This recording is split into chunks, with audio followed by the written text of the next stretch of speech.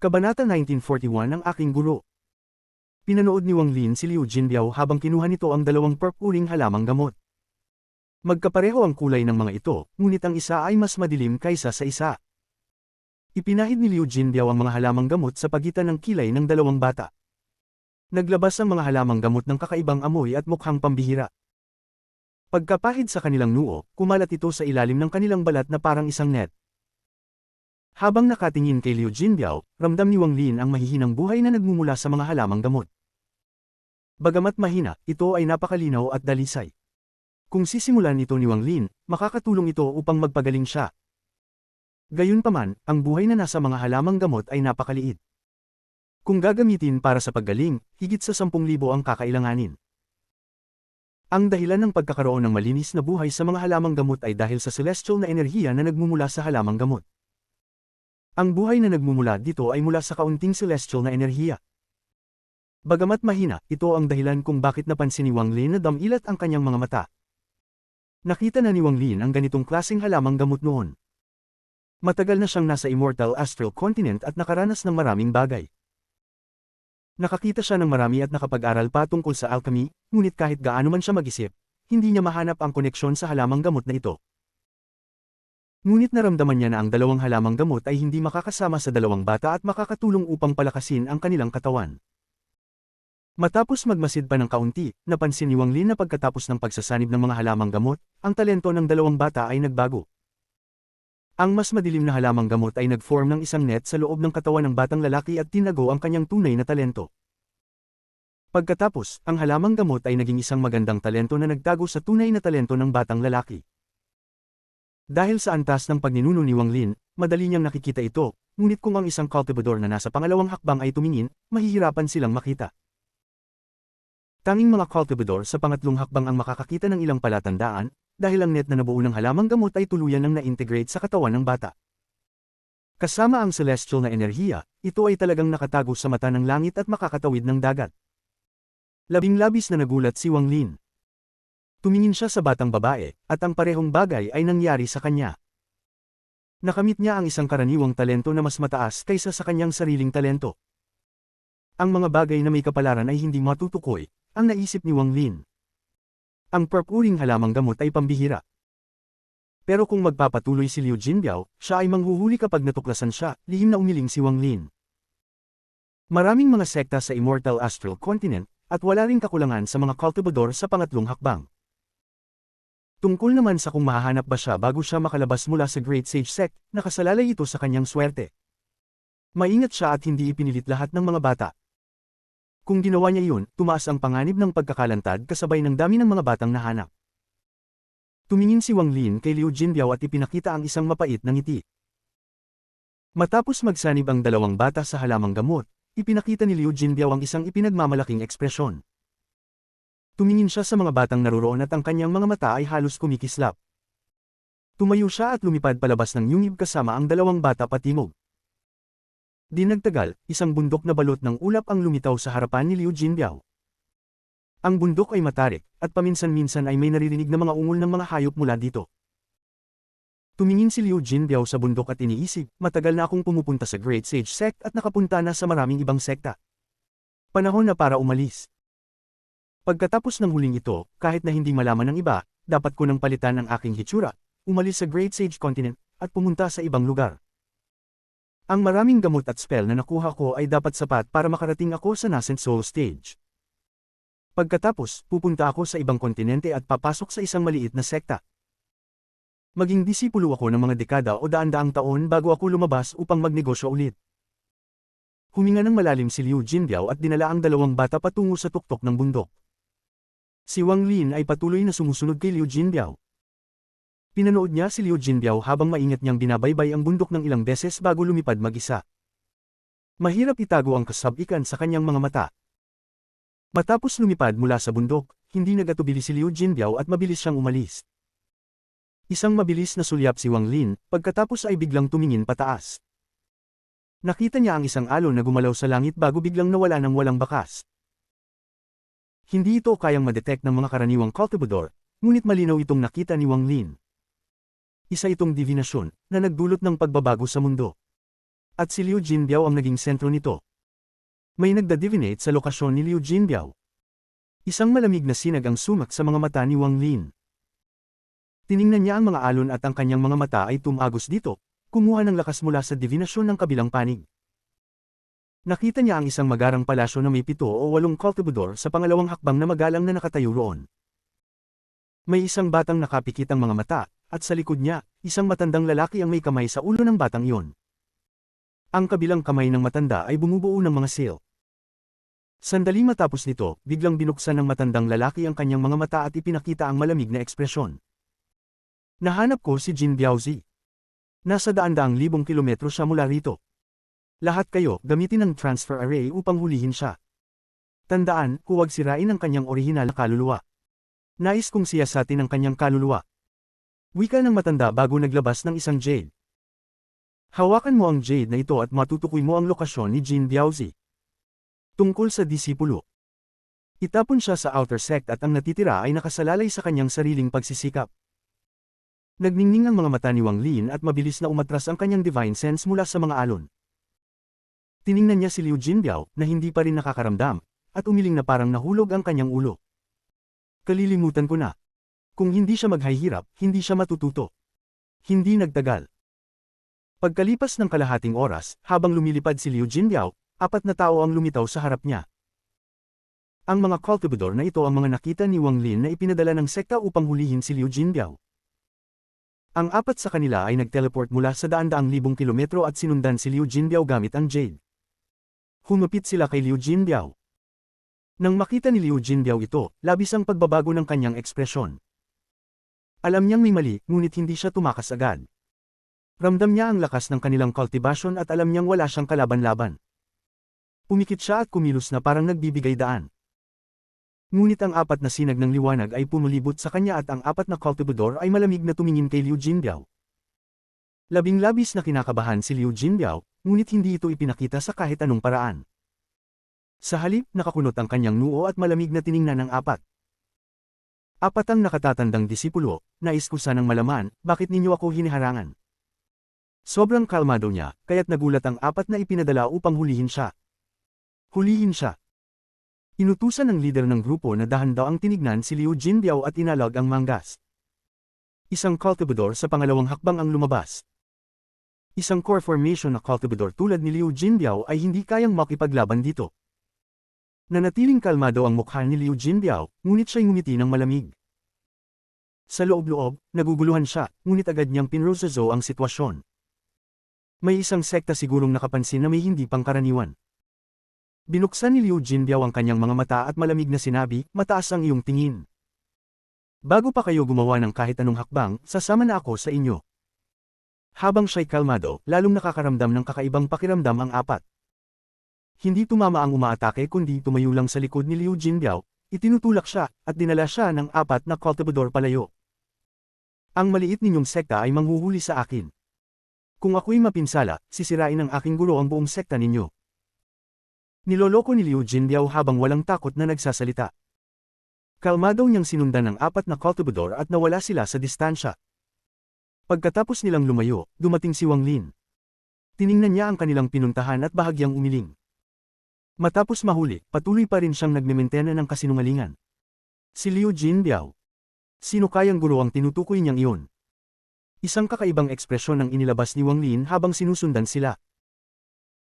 Kinakailangan ng mga cultivador na gumamit ng transfer array, ngunit para kay Wang Lin, isang special bending lamang ang kailangan upang makatawid ng ilang daang libong kilometro. Pagkalipas ng halos 1 oras, sa hilagang bahagi ng Great Sage Sect, may isang lambak na may maraming mga palasyo at isang formation na nagpoprotekta dito. Isang ordinaryong sekta ito sa Great Sage Continent. Dinala si Liu Jinbiao sa isang palasyo sa loob ng lambak. Bagamat nanginginig ang kanyang puso sa takot, nanatili siyang kalmado. Mayroon pa siyang malamig na ngiti ng paghamak sa kanyang labi.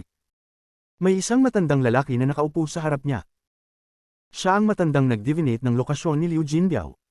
Tiningnan siya ng matanda ng malamig. May lakas ng loob kang diin ang aking cloud sect. Mabangis na nagsalita ang matanda at ang boses nito ay puno ng malamig na pahayag. So anong masama kung dinaya ko kayo?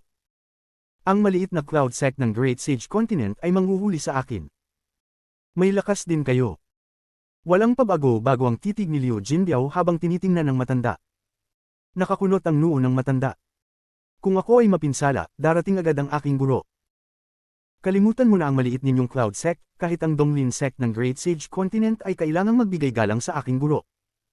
Niloloko ni Liu Jinbiao habang nagsasalita. Ang mga salita niya ay may kasamang tiwala at ang kanyang ekspresyon ay nagpapakita ng kredibilidad. Nang marinig ito ng matanda, bigla siyang tumawa, ngunit sa gitna ng kanyang pagtawa, lalong tumindi ang malamig na pakiramdam. Oh! Kung ganoon, sino ba ang guru mo? Ang ekspresyon ni Liu Jinbiao ay mayabang habang sinasabi, tagasunod ng Grand Empyrean Gemini, Empyrean Exalt Guya. Ang kanyang kalmadong ekspresyon at tiwala sa mga salita ay ikinagulat ng matanda. Ano? Kung talagang tagasunod ka ni Empyrean Exalt Guya, hindi ka manglilinlang ng mga tao rito at hindi ka lamang magiging isang core formation na cultivador. Hindi siya naniwala. Hinawi ni Liu Jinbiao ang kanyang manggas at malamig na sinabi, ang daw ng panlilinlang ay aking domain. Tungkol sa antas ng cultivation ko, buksan mo ang iyong mga matanda mong mata at tingnan mong mabuti. Talaga bang core formation lang ang antas ng cultivation ko? Ngunit sa puntong ito, natatakot siya sa kanyang puso, ngunit dahil sa paglilinlang sa mga tao sa loob ng maraming taon, umabot na siya sa pangalawang hakbang ng panlilinlang, linlangan ang sarili. Matagal na niyang nilinlang ang sarili, at kung kaya niyang linlangan ang sarili, hindi na siya natatakot na hindi siya paniwalaan ng iba. Umupo si Wang Lin sa loob ng palasyo at hindi natatakot na mapansin siya ng iba. Napangiti siya ng mapait ngunit inalala rin ang nakaraan. Kabanata 1942 Sino ka? Pagkarinig ng matandang lalaki sa sinabi ni Liu Jinbiao, kumunat ang kanyang mga mata at tiningnan siyang mabuti. Dito, naramdaman niya na may mali. Si Liu Jinbiao ay nasa core formation stage lamang, ngunit may natuklasan siyang isang bagay na nakatago. Isang hindi maipaliwanag na matandang aura na parang matagal nang naruroon. Tiningnan ni Liu Jinbiao ang matanda at malamig na nagsabi, alam kong iniisip mong hanapin ang aking kaluluwa, ngunit masasabi ko sa iyo na bago mo matapos, darating ang aking guro. Ang naghihintay sa iyong Cloud Sect ay isang sakuna ng pagwasak ng sekta. Kahit na dumating pa si Empyrean Exalt Guya, kailangan pa rin niyang magsalita ng rason. Ikaw ang unang nagloko. Hindi matano ng matanda si Liu Jinbiao. Napakakalmado nito, na hindi pangkaraniwan. Maliban na lang kung mayroon itong malakas na suporta, paano ito magiging ganito kalmado? Magloko. Ako, si Liu Jinbiao, ay nag-aaral ng Dao ng panlilinlang so ano kung niloko ko ang maliit na Cloud Sect ninyo? Niloko ko ba ang mga buhay o yaman ninyo? Nagdala lang ako ng mga mortal na gustong magtangkang mag-aral at ipinagpalit ko sila sa inyo para sa ilang mga pil. Akala mo ba interesado ako sa mga pil na iyon? Ang mga mata ni Liu Jinbiao ay puno ng paghamak. Hinawakan niya ang kanyang bag of holding at isang malaking dami ng mga pil ang lumabas at naging isang maliit na burol. Tingnan mong mabuti. Ang mga ilang pil na ito ay galing sa inyong Cloud Sect. Mga collateral lang ito para sa aking pag-aaral ng Dao ng panlilinlang. Akala mo ba interesado ako sa mga pil na ito? Tumawa si Liu Jinbiao at inundayan ng kamay ang mga pil, na agad na nagkabasag at naging alikabok. Ang biglaang eksenang ito ay nagpagulat sa matanda. Kalilimutan ko na ang mga pil na iyon, marami pa akong naloko ng mga yaman. Pero akala mo ba interesado ako? Muling ngumingisi si Liu Jinbiao at hinawakan ang bag of holding. Lumabas ang mga treasurang pang-core formation. Inilog niya ang kanyang manggas at lahat ng ito ay nagkabasag. Masasabi ko sa iyo na hindi ko alintana ang mga bagay na ito. Kung manggahas kang hanapin ang aking kaluluwa, tiyak na ang buong Cloud Sect ninyo ay mawawasak. Isipin mo na lang, Palm. Muling ngumisi si Liu Jinbiao at lumingon. Hindi na siya tumingin muli sa naguguluhang matanda at nagsimulang maglakad palabas ng palasyo. Habang naglalakad, wala ni isang malamig na pawis sa kanyang katawan at normal ang tibok ng kanyang puso. Sa puntong ito, kahit siya ay naniwala sa sarili, kaya paano siya matatakot? Paglabas niya ng templo, ang matanda ay may matinding ekspresyon na patuloy na nag-iiba. Tinutok niya ang kanyang mata sa mga piraso ng pil at yaman sa harap niya. Dito, nawalan siya ng kakayahan sa paghusga sa mga sinabi ni Liu Jinbiao. Hindi pa siya nakaranas ng ganitong klaseng bagay. Totoo ba ang sinabi niya o kasinungalingan? Kung kasinungalingan, paano siya magiging ganito kalmado at hindi alintana ang lahat ng mga pil at yaman na winasak niya? Kahit na mga mabababang antas lang ang mga ito, malinaw na marami siyang naloko. Naloko niya ang mga tao ng matagal at hindi namatay tiyak may dahilan. Kung totoo ang sinabi niya, hindi ko talagang kayang provokohan siya. Sa huli, tama ang sinabi niya. Hindi niya niloko ang mga mahalagang yaman o buhay, kundi mga mabababang antas na pill. Nagulat ang matanda sandali. Sa puntong iyon, si Liu Jinbiao ay lumabas na mula sa templo, ngunit hinaranggan siya ng mga disipulo ng Cloud Sect. Malinaw na nakita ni Wang Lin ang lahat ng ito at hindi nakapagpigil na mapahanga. Inisip niyang maghahirap si Liu Jinbiao, ngunit mabilis ang mga pangyayari. Pati si Wang Lin ay hindi nakapigil na humanga kay Liu Jinbiao. Ang pag-arte na ito, sobrang realistiko, napangiti si Wang Lin at iniwasiwas ang ulo. Tinutok ng matanda ang mata kay Liu Jinbiao, na nakatayo sa labas ng palasyo at napapaligiran ng mga disipulo ng Cloud Sect. Kung alam ko na magiging ganito kakomplikado, hindi ko na sana siya hinuli. Bakit pa, kahit na mukhang credible ang usapan, hindi pa rin ito tiyak. Pero kung hahayaan ko siyang umalis, ibig sabihin na takot ako sa mga sinabi niya at mawawala ako ng malaki, kumagat ang matanda sa kanyang mga ngipin at papasok na sanang magsalita. Ngunit sa puntong iyon, lumingon si Liu Jinbiao at ang kanang kamay niya ay hinawakan ng bag of holding. Kumuha siya ng isang palad na kahoy na token at inihagis ito sa matanda. Tahimik ang mukha ni Liu Jinbiao nang malamig na nagsabi, pagkatapos mong makita ito, bibigyan kita ng 3 hinga para mag-isip. Kinuha ng matanda ang itim na kahoy na token, at pagkatapos isang mabilis na sulyap, nagbago ang ekspresyon niya. May 2 malinaw na salita sa token na iyon. Guya. Ang material ay ordinaryo. Isang karaniwang piraso ng kahoy lang. Ngunit may nakatatakot na aura itong nagpaparamdam sa aking puso ng panginginig. Ang aura na ito ay puno ng kamatayan, hindi pangkaraniwan. Nagtaka ang matanda kanina, ngunit pagkatapos makita ang kahoy na token, naging 70% hanggang 80% siyang sigurado na totoo ang sinabi ni Liu Jinbiao. Kung inilabas agad ni Liu Jinbiao ang token, magiging duda ang matanda. Ngunit pagkatapos ng lahat ng sinabi ni Liu Jinbiao, iba na ang epekto. 1, 2, dahan daw ang sinabi ni Liu Jinbiao. Bago siya makapag-3, ang matanda ay kumagit ng kanyang mga ngipin at ibinalik ang token pabalik kay Liu Jinbiao. Nahuli ni Liu Jinbiao ang token at isang madilim na tinig ang umabot sa kanyang tainga. Buksan ang pinto at hayaan siyang umalis. Nagulat ang lahat ng disipulo ng Cloud Sect sa labas. Ang Cloud Sect ay ang pinakamababang sekta sa Great Sage Continent. Isa lamang ang kanilang 3 hakbang na cultivator, isang Nirvana Void na matandang ninuno na laging nasa closed door cultivation. Samantalang ang matanda ay nasa Heaven's Blight stage lamang. Hindi siya nais mag-risk para sa maliit na bagay na ito. Manatiling neutral ang ekspresyon ni Liu Jinbiao at pumasok siya sa hangin. Lumabas siya mula sa Cloud Sect, at tanging nang siya ay malayo na, lumapag sa isang lumang kagubatan sa gitna ng bundok. Pagkapaglanding ni Liu Jinbiao, agad siyang napatla. Hindi na niya kayang kontrolin ang kanyang katawan at nagsimulang manginig. Napuno siya ng takot. Anong panganib? Hayop, muntik ko nang mawala ng buhay sa Great Sage Continent na ito. Huminga si Liu Jinbiao ng malalim at naramdaman ang sakit sa kanyang puso. Ganito kalupit, marami na akong pill. Nako, masyado akong naiintriga sa aking papel at naniwala na hindi halaga ang mga pill. Hayop, sobrang dami ng pill ang nawasak. Naisip ni Liu Jinbiao kung paano niya ito basta inihagis at lalong nadama ang pagsisisi. Dapat mas konti lang sana, tapos na, nasayang ko ang mga taon, nako, babawi lang ako ulit. Ako, si Liu Jinbiao, ay ipinanganak na kakaiba at babawi ako. Huminga siya ng malalim at naupo para magpahinga. Ngunit sa puntong iyon, isang malumanay na tinig ang dumating mula sa likuran niya. Natapos mo na ang 2 hakbang ng panlilinlang. Ang tinig na ito ay dumating ng biglaan at ikinagulat ni Liu Jinbiao. Ngunit agad niyang pinanindigan ang kanyang sarili at tiningnan ang likuran ng malamig.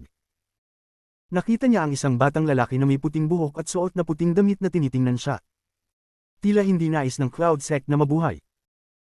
Dahan-daang sinabi ni Liu Jinbiao, ngunit sa kaloob-looban niya, ang taong ito ay nagbigay ng hindi maipaliwanag na pakiramdam. Kahit na niloko niya ang kanyang sarili, nakaramdam pa rin siya ng takot. Hindi ako mula sa Cloud Sect. Ngumiti si Wang Lin habang tinitingnan si Liu Jinbiao at naupo. Inilag ang kanyang kamay para kumuha ng isang jug ng alak at uminom.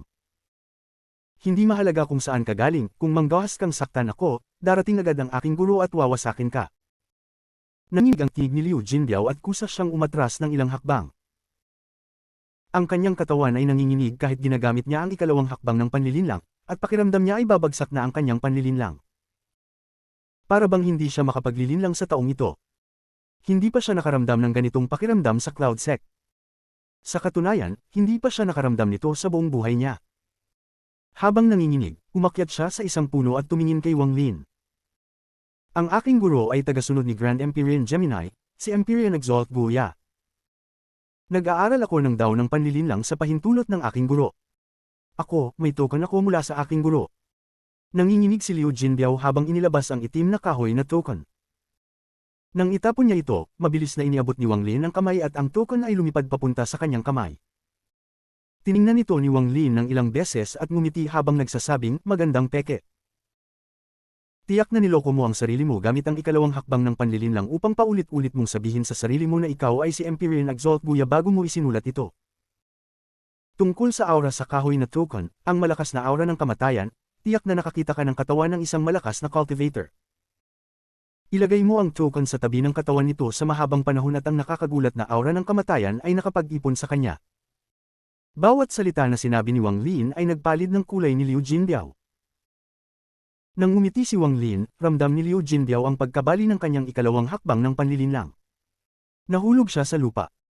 Ang ganitong pangyayari ay higit pa sa kanyang imahinasyon. Matagal siyang nandaya, ngunit ito ang unang pagkakataon na may nakakita sa kanya ng ganap. Hindi pa ito ang mahalaga ay naintindihan ng taong ito ang daw ng panlilinlang na kanyang natutunan. At alam pa niya ang ikalawang hakbang ng daw ng panlilinlang. Alam niyang ang ikalawang hakbang ng panlilinlang ay ang lokohin ng sarili. Habang tinitingnan ang ngiti ng partido, naramdaman ni Liu Jinbiao na mawawala ang kanyang isip. Parang may isang malalim na takot na nanggagaling sa kanyang kaluluwa. Ang pakiramdam na ito ay naging pamilyar kay Wang Lin habang tinitingnan siya. Para bang nakatagpo na siya kay Wang Lin noon. Ikaw, sino ka? Ang kanyang katawan ay nanginginig at ang mga mata niya ay puno ng hindi maipaliwanag na takot. Mga palatandaan ng pagbabalik ng iyong sariling selyo, nagulat si Wang Lin. Klaro niyang nakita na ang selyo sa mga alaala ni Liu Jinbiao ay unti-unting nagiging maluwag.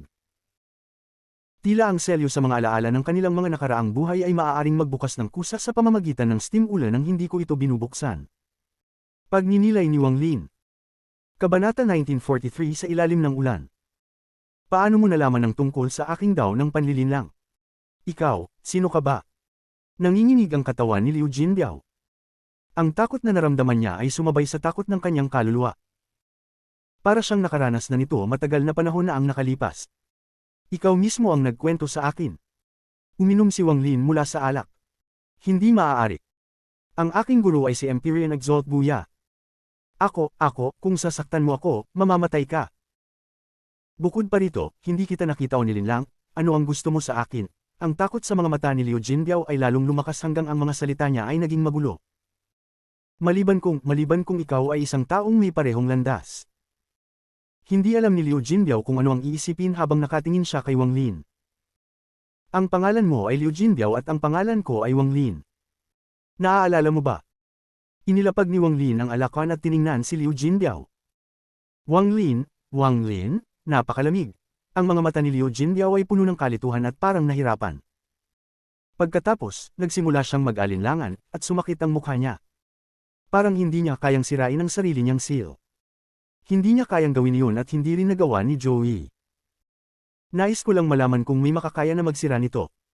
Say ni Wang Lin. Hindi niya kayang panuunin si Liu Jinbiao na magdusa. Inangat ang daliri at itinuro sa pagitan ng mga kilay ni Liu Jinbiao. Dahil dito, isang malakas na kulog ang sumabog sa isipan ni Liu Jinbiao, parang libu-libong kidlat na sabay-sabay na sumabog.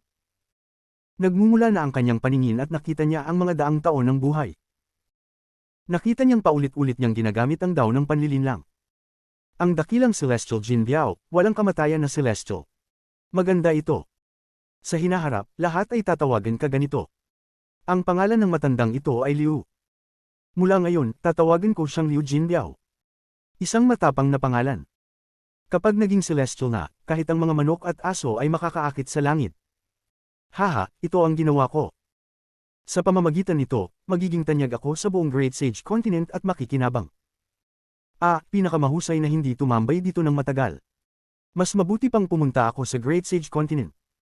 Ang celestial na ito ay ipinanganak at tumagal ng muling pagkabuhay. Pumili siya ng itsura ng bata. Paano kaya ang mga mortal na tulad mo ay magmamahal nito?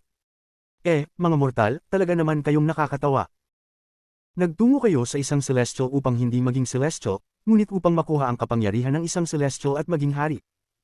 Madali lang ito. Baka ako'y isang malaking kasinungalingan sa aking nakaraang buhay. Kung hindi, paano ko malalaman kung paano manlinlang ang mga tao pagkatapos kong matutunan ang mundo? Tumitingin ka tulad ng isang magnanakaw at hindi maaaring maging mabuting tao. Ano ang pangalan mo? Ano, iniisip mo na dapat kang tawaging Shuligo? Ano sa tingin mo ang pangalan mo? Kalimutan mo na, tutulungan kita na kalkulahin ang iyong kapalaran. Pumunta ka sa Central Continent, sa Central Continent. Doon mo makikita ang iyong kapalaran. Unang beses kong bumaba sa mortal na mundo, pero ang mga ninuno mo ay mabubuti. Kalimutan mo na, maniniruhan na lang ako dito at tutulungan kayo. 7 taon pa lang ako, pero halos lahat ay nalilang ko na.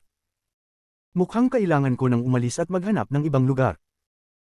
Bata, maganda itong candy, pwede ba akong makatikim? Ang huling alaala niya ay nung siya'y 4 na taon pa lang at sinubukan niyang linlanggan ng bata ng pamilya Lin para sa candy nito.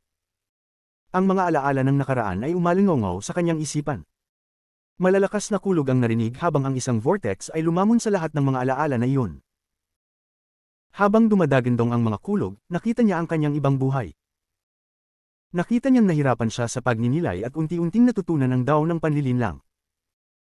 Nakakita siya ng isang yaman na halos magpalabo sa kanya, ngunit siya ay natatalo ng isang magaling na cultivator na nagngangalang Wang Lin.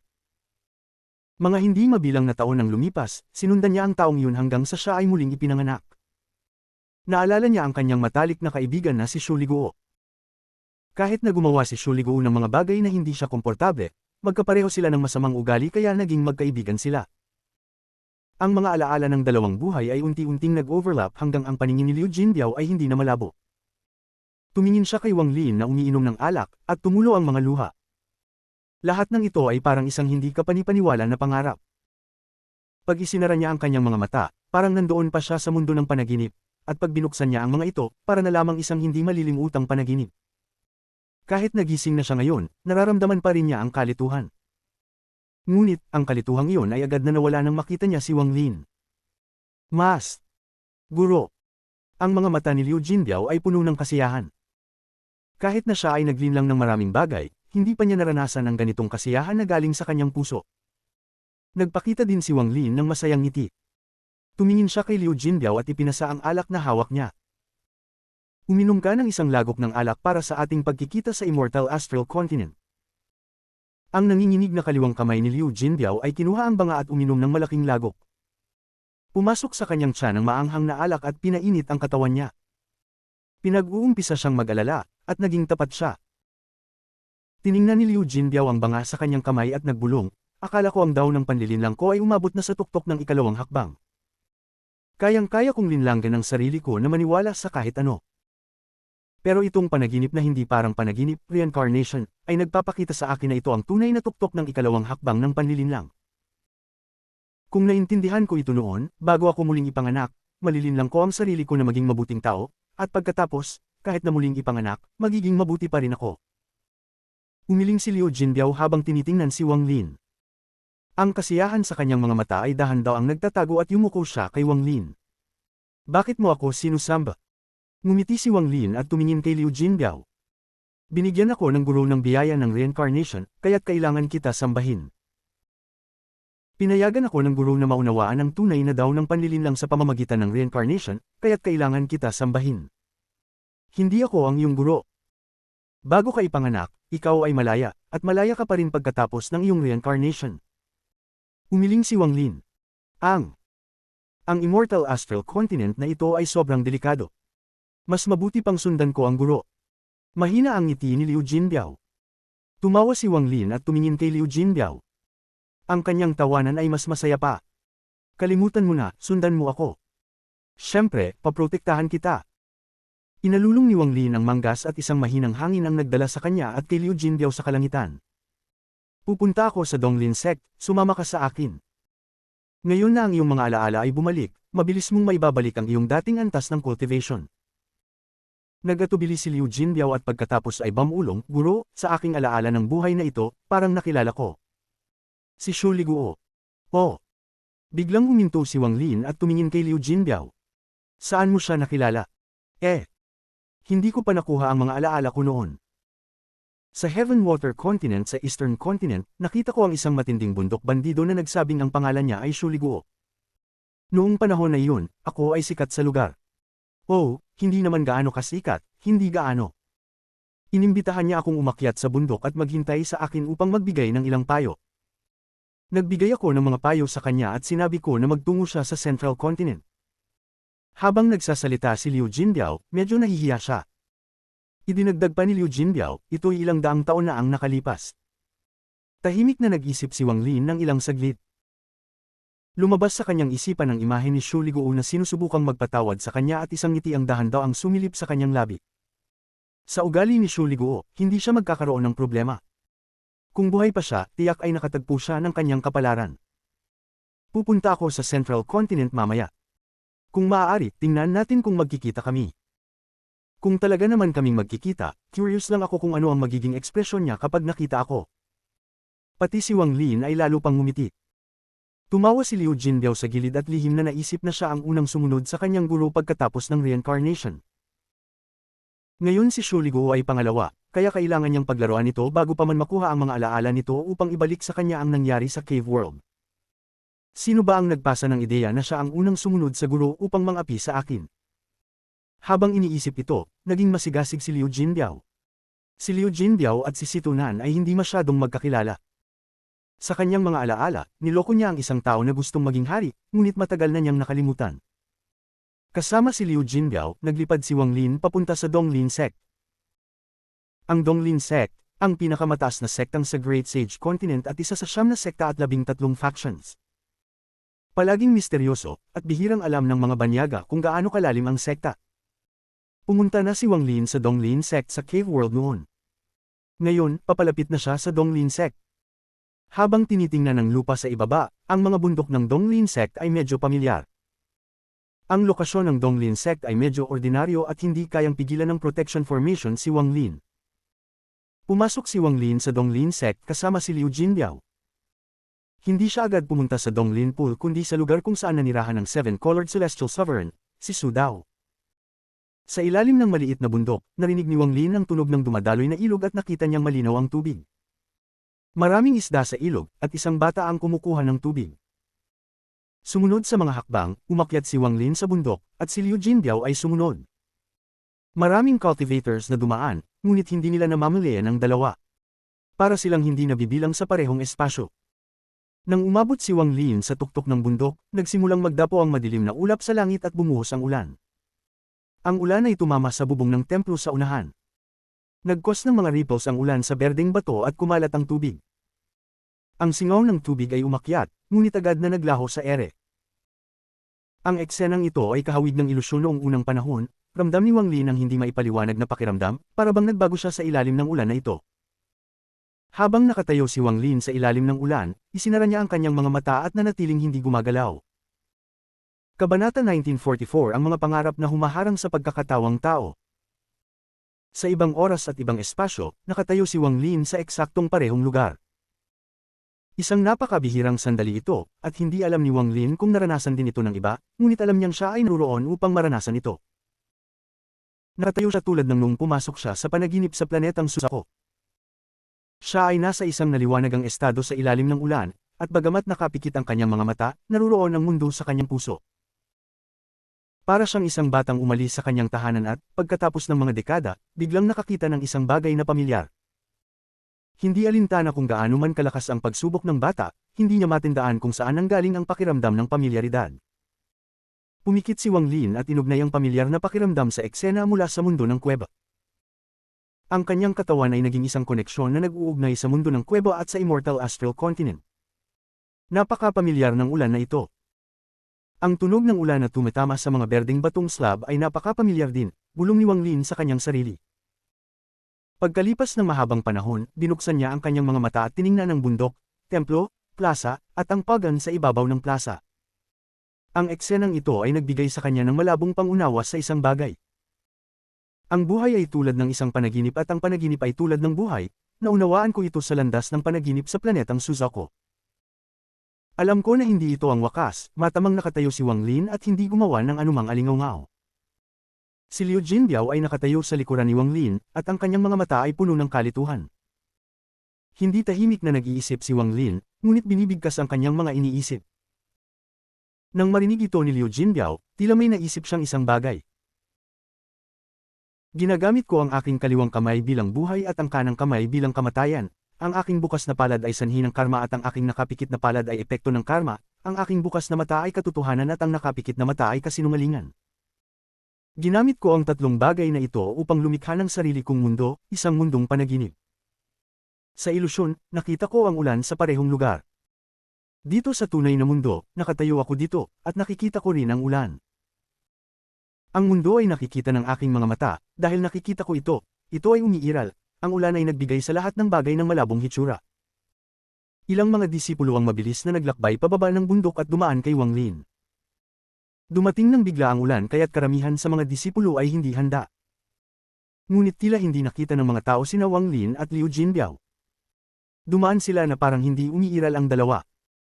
Ginagamit ko ang aking mga mata upang makita ang mundo, at ang mga damo at puno ay nagre-reflekta sa aking mga mata.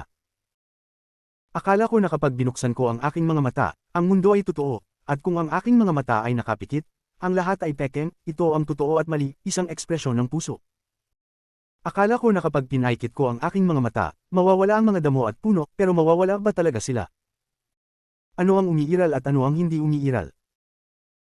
Tinitingnan ko ang mundo gamit ang aking mga mata at ang mundo ay tumitingin sa akin. Kapag pinaikit ko ang aking mga mata, ang lahat ay nagiging pekeng, pero kung ang mundo ay pinaikit ng mga mata, magiging pekeng ba ako? Tumingin si Wang Lin sa ulan na bumabagsak mula sa langit.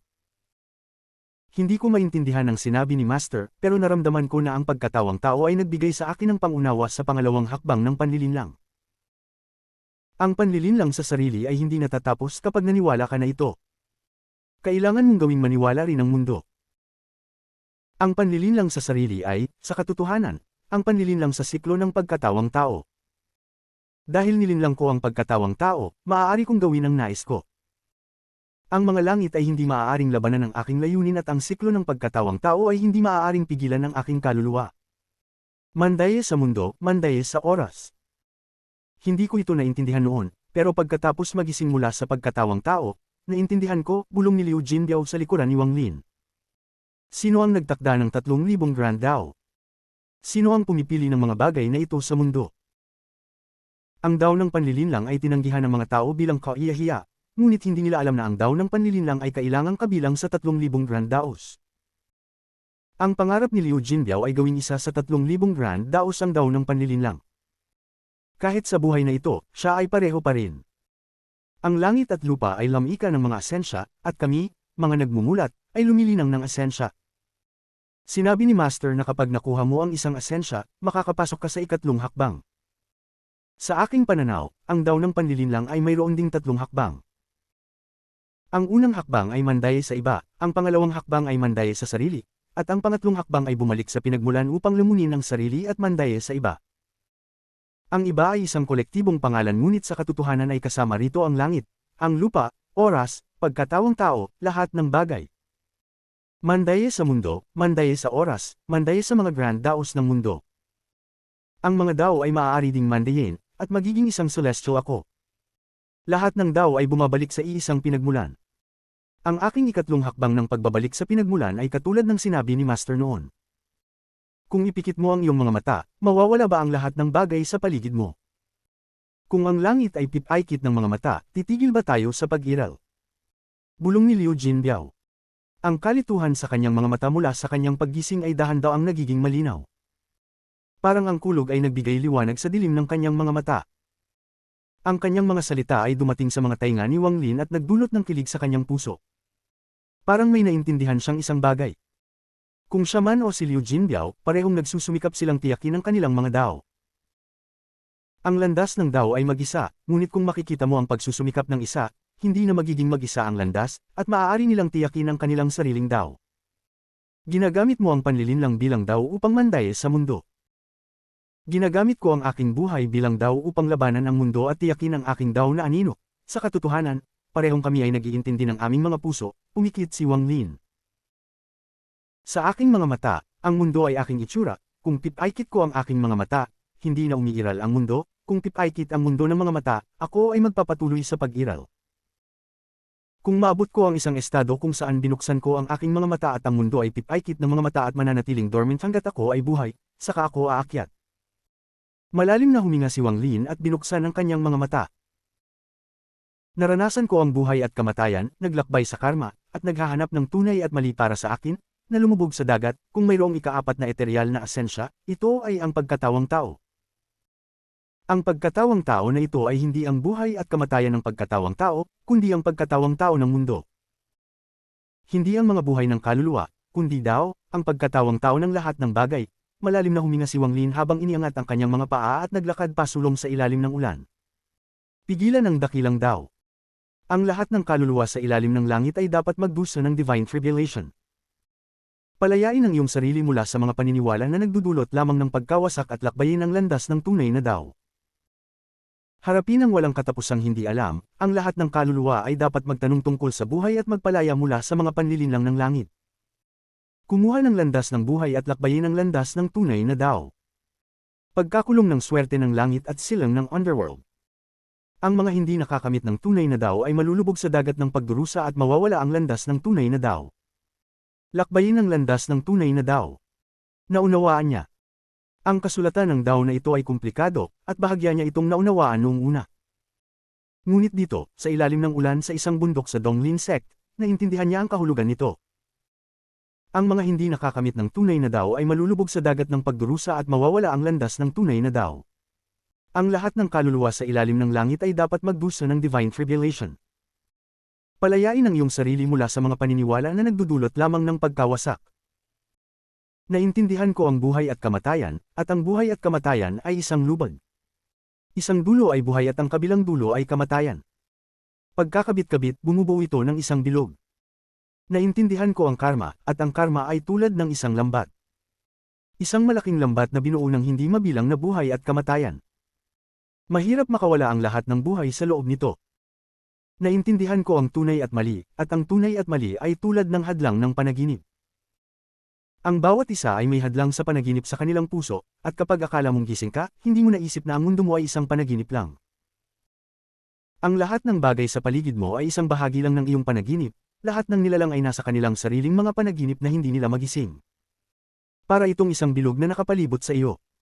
Kapag akala mong nagising ka na at lumabas mula sa isang bilog, nasa ibang bilog ka lang. Ngayon mayroon akong sagot sa tatlong tanong ni Li Qianmei. Ikinokonek ko ang buhay at kamatayan upang makabuo ng isang malaking lambat ng karma. Binuksan ko ang aking mga mata sa panaginip at ginamit ang tunay at mali upang ihagis ang lambat sa panaginip upang manghuli ng isda, ang isdang iyon ay ako. Kumislap ang mga mata ni Wang Lin at siya ay naglakad pasulong. Naunawaan niyang ito ay may kaugnayan kay Liu Jinbiao. Kung hindi dahil sa kanyang daw ng panlilinlang, baka hindi pa rin siya malinawan at hindi niya ganap na mauunawaan ang tatlong eteryal na asensya. Sumunod si Liu Jinbiao sa kanya at tila nakamtan din ang kaliwanagan. Nang tiningnan niya si Wang Lin, naramdaman niyang may pagbabago kay Wang Lin, ngunit hindi niya alam kung bakit. Para bang may isang ulap sa paligid ni Wang Lin. Hindi ito nakikita, ngunit pakiramdam niya ay mula siya sa isang panaginip, napakadi makatotohanan. Ngunit ngayon para bang nagising si Wang Lin mula sa isang panaginip at lahat ay naging malinaw. Ang Donglin Sect na ito ay napaka-misteryoso para sa akin. Ang mga disipulo ay halos hindi umaalis at nagko-cultivate lang sa loob ng sekta, akala ko ito ang pamantayan at kaugalian ng sekta. Pero pagkatapos kong pumasok dito, naramdaman ko ang isang pamilyar na pakiramdam at nakamta ng kaliwanagan tungkol sa aking Dao. Ito ay may kinalaman sa aking kalagayan ng isip, ngunit may kinalaman din ito sa lugar na ito. Nakatayo sa burol, si Wang Lin ay lumitaw sa itaas ng palasyo. Nakatayo siya roon at hinayaan ang hangin na magdulot ng hampas sa kanyang puting buhok at damit. Tiningnan niya ang mundo, ang higit sa kalahati ng Donglin Sect. Mula sa kanyang pananaw, ang buong Donglin Sect ay napakalaki. Nakita niya ang mga disipulo ng Donglin Sect na dumadaan sa ulan at maraming mga nagmumulat na cultivator sa kanilang mga tahanan. Nakita rin niya ang kagandahan ng mga bundok sa ilalim ng ulan at ang buhay ng mga puno. Habang tinitingnan niya ito, isang lungkot ang lumitaw sa mga mata ni Wang Lin. Su Dao, hindi ko alam kung ganyan ba ito noong ikaw ay narito, ngunit ngayon, ang Donglin Sect ay isang patay na sekta. Ang lahat ng ito ay isang panaginip lamang, walang duda, ang Donglin sect ay misteryoso at ang mga disipulo nito ay bihirang lumabas, bumulong si Wang Lin at nagbuntong hininga.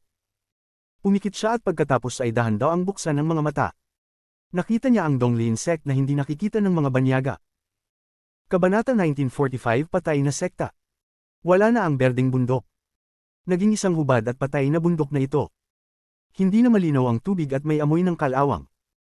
Pati ang hangin na dumaan ay puno ng lungkot at amoy ng pagkabulok. Gayun din, ang mga masalimuot na pavilion ay natakpan ng alikabok. Nawala na sila ng sigla at mukhang nalugmok. Ang mga hagdang bato na patungo sa bundok ay karamihan ay sira na. Ang umaatungal na hangin ay parang tumutugtog ng malungkot na tono. Ang mga disipulo ng Donglin sect na nakita ni Wang Lin na naglalakad sa sekta ay naging mga kalansay na nakakalat sa plaza, mga pavilion, at mga hagdang bato. Matagal nang nabulok at tanging mga kalansay na lang ang natira. Ang mga disipulo ng Donglin sect na nasa mga tirahan na nag-uukit ng kanilang mga pagsasanay ay pareho rin. Puro kalansay na lang sila. Ito ay isang patay na sekta. Wala nang bakas ng sigla at puno ito ng malakas na amoy ng kamatayan. Ngunit may isang panaginip na umiiral sa ibabaw ng malakas na amoy ng kamatayan na ito. Ang panaginip na ito ay naglalaman ng ilusyon ng mga hindi mabilang na tao na namatay dito. Para bang hindi alam ng mga disipulo ng Donglin sect na sila ay patay na. Patuloy pa rin silang nag-uukit sa panaginip na iyon. Ito rin ang dahilan kung bakit nang nakatayo sila Wang Lin at Liu Jinbiao doon, ang mga disipulo ng Donglin sect ay dumaan lamang sa kanilang harapan. Hindi dahil hindi umiiral si Wang Lin, kundi hindi sila umiiral. Hindi angkop tawagin silang mga kaluluwa, dahil hindi nakikita ni Wang Lin ang anumang kaluluwa. Isang panaginip lamang ito na hindi alam ang kamatayan. Sa panaginip na ito, kahit na may isang banyaga na dumating, mahihirapan silang mapansin. Para bang sila ay naging bahagi ng panaginip at nakihalubilo dito. Ang lugar na ito ay winasak na sa napakaraming taon. Hindi niya alam kung gaano na ito katagal. Ngunit naisip niyang ang mga tao ay dumating nang hindi napapansin na ito ay isang patay na sekta. Nanatili sila bilang mga bisita at pagkatapos ay umalis. Ngunit imposible para sa kanya na maging unang tao na makakita ng lugar na ito. Dahil nakita niyang may isang malaking templo sa gitna ng Donglin sect, at isang malakas na sigla na puno ng lungkot ang tahimik na umiiral doon. Ang siglang iyon ay puno ng kalungkutan at hinagpis. Para itong isang bata na nawala ng pamilya at mga kamag-anak. Matapos umiyak sa mga guho, tahimik na pinagmumula ng lugar na ito ang bata. Walang sino man na makakasama. Ang tanging natira ay ang mga guho at mga patay na katawan. Sa kalungkutan at paghihinagpis na iyon, nabuo ang isang panaginip. Sa panaginip na ito, ang bundok ay berde at ang tubig ay malinaw. Puno ng sigla ng mga disipulo ng Donglin sect ang sekta upang makasama ang bata. Kung dumating si Wang Lin dito bago niya naunawaan ang kanyang mga ethereal essence, hindi siya makakakita ng kahit ano.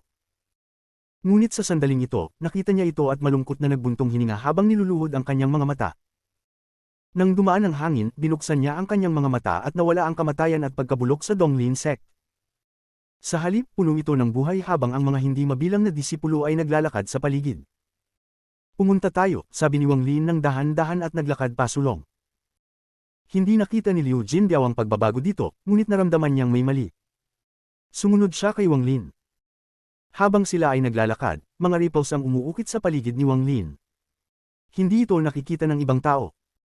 Ito ay si Wang Lin na pinapayagan ng kanyang sarili na maging bahagi ng panaginip. Nang maglandfall sila ni Liu Jinbiao, dalawang sinag ng liwanag ang lumipad mula sa kalayuan, na nagpakita ng dalawang cultivator, isang lalaki at isang babae. Ang dalawang cultivator na ito ay napakabata. Ang lalaki ay napakagwapo at agad na nagpakita ng galang. Ang babae na katabi niya ay napakaganda at tumingin kay Wang Lin ng may pagkabigla. Senyor, ako si Junior na ipinadala ng aming ancestor upang anyayahan ka sa Donglin Temple. Ngumiti ang batang lalaki at ipinatong ang kanyang mga kamay. Ang kanyang mga salita at ekspresyon ay puno ng paggalang. Ang babaeng katabi niya ay nagpatong din ng kanyang mga kamay at nagmasid kay Wang Lin. Tumingin si Wang Lin sa dalawang disipulo ng Donglin sect sa harap niya. Nagbuntong hininga siya sa kanyang puso at ipinakita ang isang magaan na ekspresyon at tumango. Sa paggabay ng mga disipulo ng Donglin sect, lumipad si Wang Lin patungo sa gitna ng Donglin sect.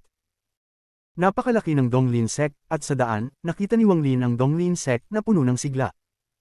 Nakita rin niya ang maraming mga cranes na lumilipad sa kalangitan. Sa lupa, hindi alintana kung alchemy yard o mga tirahan, may mga disipulo na nakaupo at nag-uukit ng kanilang pagsasanay o nag-uusap.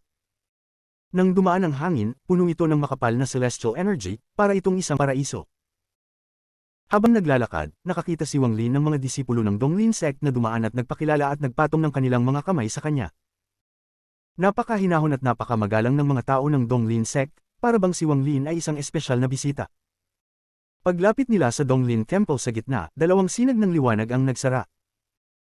Nang dumating sila sa harap ni Wang Lin, isang malakas na tawa ang umalangaw-ngaw. Dong Con, Xiao Yan, pwede na kayong umalis. Ang tawa ay umabot habang ang dalawang cultivator ay ipinaliwanag sa liwanag.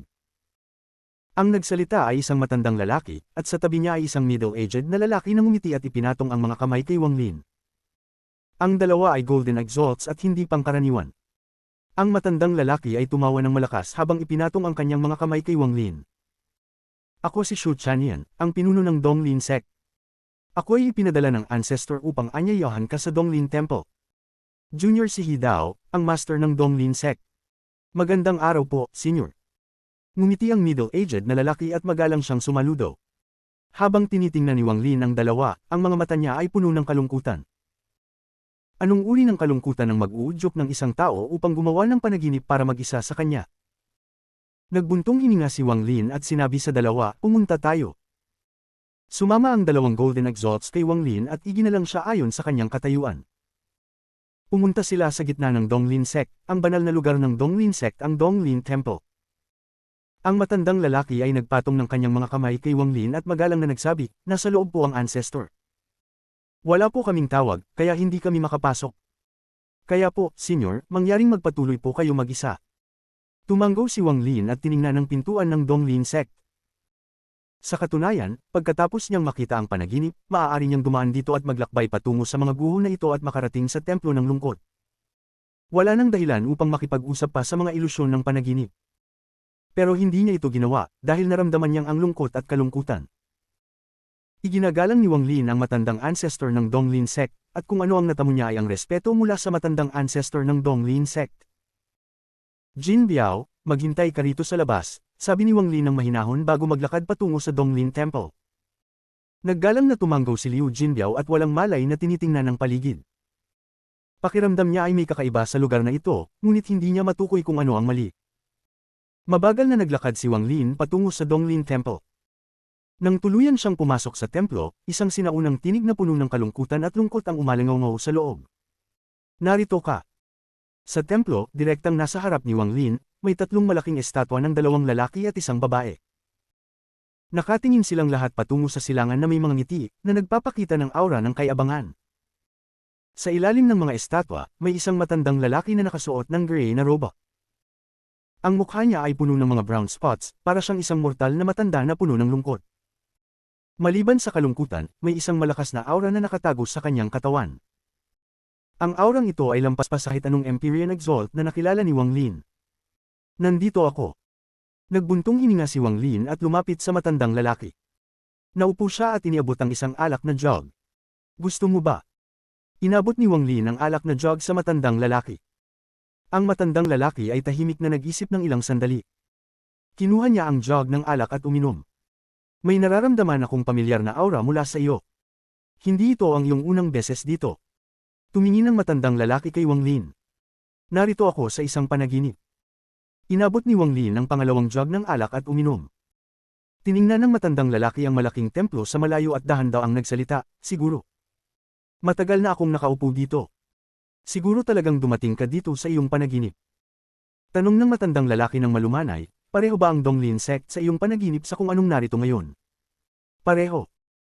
Nang tiningnan ni Wang Lin ang matandang lalaki, naramdaman niya ang kalungkutan nito. Salamat, pumikit ang matandang lalaki. Dalawang linya ng luha ang damaloy mula sa kanyang mga mata. Dapat hindi na niya nararamdaman ang luha sa kanyang kalagayan, ngunit nang sabihin ni Wang Lin, pareho, ang mga luha ay damaloy na lang. Matagal na akong nakaupo dito. Ikaw lang ang nagbigay sa akin ng pakiramdam ng pamilyar. Ito ang aking tahanan. Umalis ako matagal na, nang naging Ascendant Empyrean ako, at nang umuwi ako, ganito na ito. Bumi-open ang matandang lalaki ng kanyang mga mata, at puno ng matinding sakit at lungkot ang mga iyon. Tahimik na nag-isip si Wang Lin. Hindi ko alam kung sino ang gumawa nito. Hindi ko malalaman. Pati ang mga Grand Empirants, hindi nila malalaman. Ang tanging magagawa ko ay umupo dito kasama ang aking mga alaala at gumawa ng panaginip na ito, hayaang sumama sa akin ang panaginip at ipaalam na magpatuloy ang Donglin sect. Hanggat hindi ko ito iniwan. Ang bulong ng matandang lalaki, ang kanyang boses ay naging magaspang. Tumingin si Wang Lin sa matandang lalaki at hindi nagsalita. Anong uri ng damdamin ang magtutulak sa isang tao upang gumawa ng ganitong desisyon?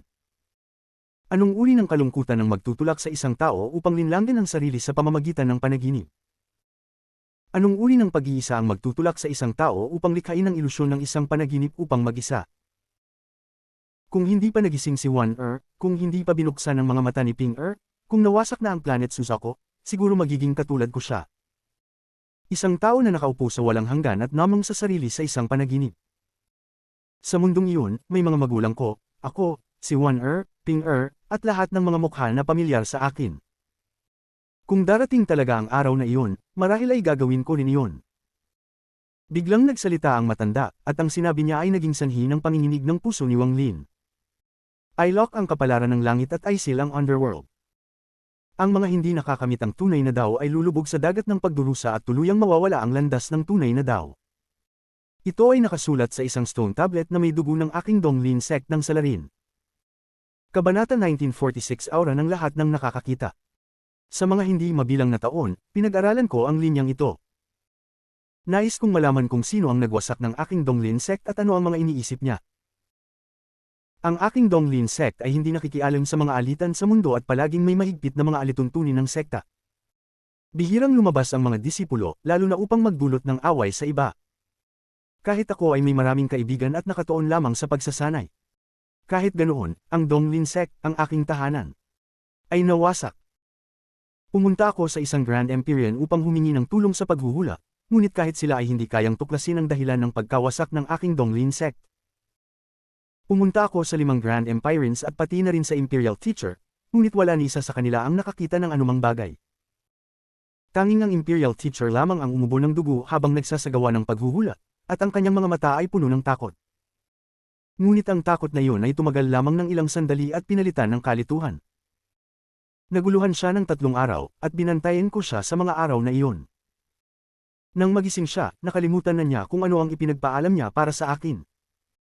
Para bang may isang hindi nakikitang puwersa na nagburst sa kanyang mga alaala sa 3 araw na iyon.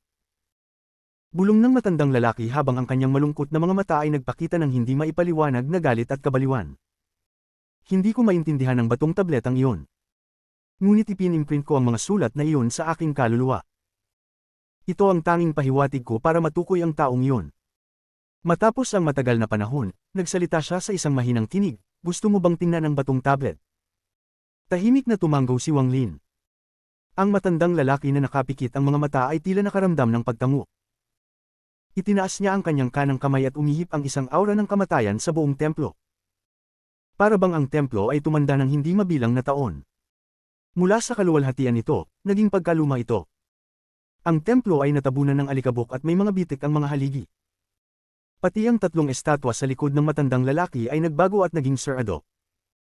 Nagkaroon ng mga bitik sa lupa sa ilalim ng matandang lalaki, nagpapakita ng mga senyales ng pagkawasak. Ang hangin ng pagkabulok ay kumalat sa buong Donglin sect, na nagsisilbing sentro ang templo. Sa labas ng templo, ang plaza ay sarado at kumalat ang pagkabulok. Ang mga bundok ay hindi na berde at naging patay. Ang tubig ay natuyo at ang natirang tubig ay naglabas ng masamang amoy. Ang mga disipulo ng Donglin sect, kasama na ang 2 Golden Exalt na cultivators, ay naglaho ng walang bakas. Ang buong Donglin sect ay naging isang patay na lupa. Tanging ang mga skeleton na katawan ay puno ng buong sekta. Nakatayo si Liu Jinbiao sa labas ng templo at tinitigan ang lahat ng nasa harap niya ng nakanganga habang ang kanyang mga mata ay pamipikit. Ngayon ay nalaman na niya kung bakit siya may kakaibang pakiramdam. Sa tabi niya ay isang skeleton na parang tinitingnan siya o tinitingnan ng langit. Isang malaking batong tabletang nakatayo sa labas ng Donglin Temple ang nilamon ng hangin ng pagkabulok. Mahigit sa 1,000 talampakan ang taas at tila lumitaw mula sa wala. May nakasulat na linya ng mga salita ng dugo sa batong tablet. Isara ang kapalaran ng langit at takpan ang ilalim ng mundo. Ang mga hindi nakakamtan ng tunay na daan ay malulubog sa dagat ng pagdurusa at magpakailanman mawawala ang landas ng tunay na daan. Lakbayin ang landas ng tunay na daan. Ang mga salitang nakasulat sa dugo ay hindi na maliwanag na pula ngunit matagal nang natuyo sa madilim na kayumangging kulay. Isang aura ng takot ang kumalat mula sa batong tablet at nilubog ang buong Donglin sect.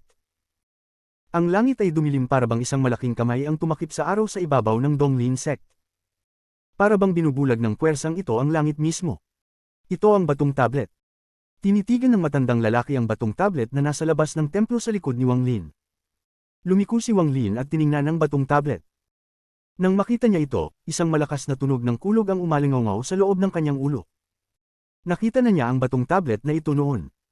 Nakita niya ito sa loob ng Seven Colored Realm sa Cave World. Akala niya na ang batong tablet sa Seven Colored Realm ay isang bagay na itinayo ng Sovereign, ngunit tila ibang-iba ito sa inaasahan niya.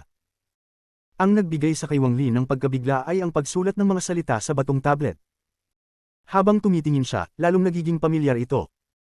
Parang nakita na niya ang isang tao na mismo ang nagsulat nito.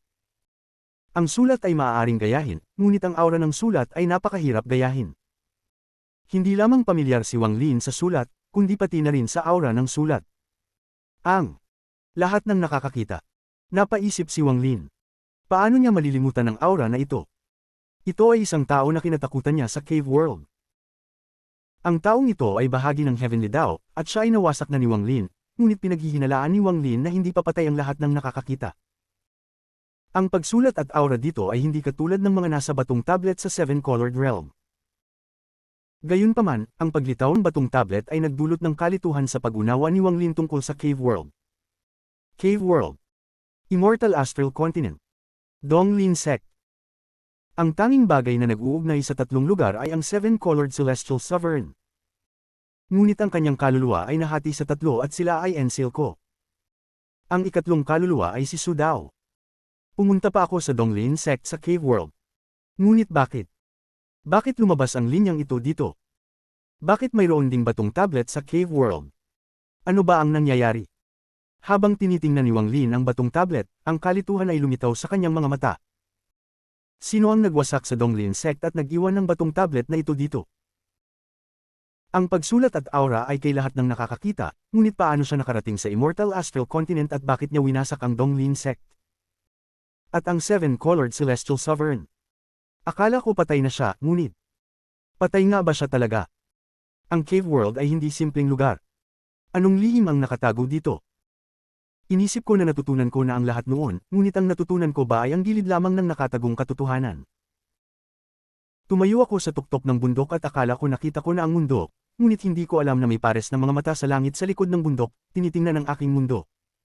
Biglang naramdaman ni Wang Lin ang lamig. Kung nakita mo na ang pagsulat at aura na ito sa iyong buhay, pakiusap sabihin mo sa akin.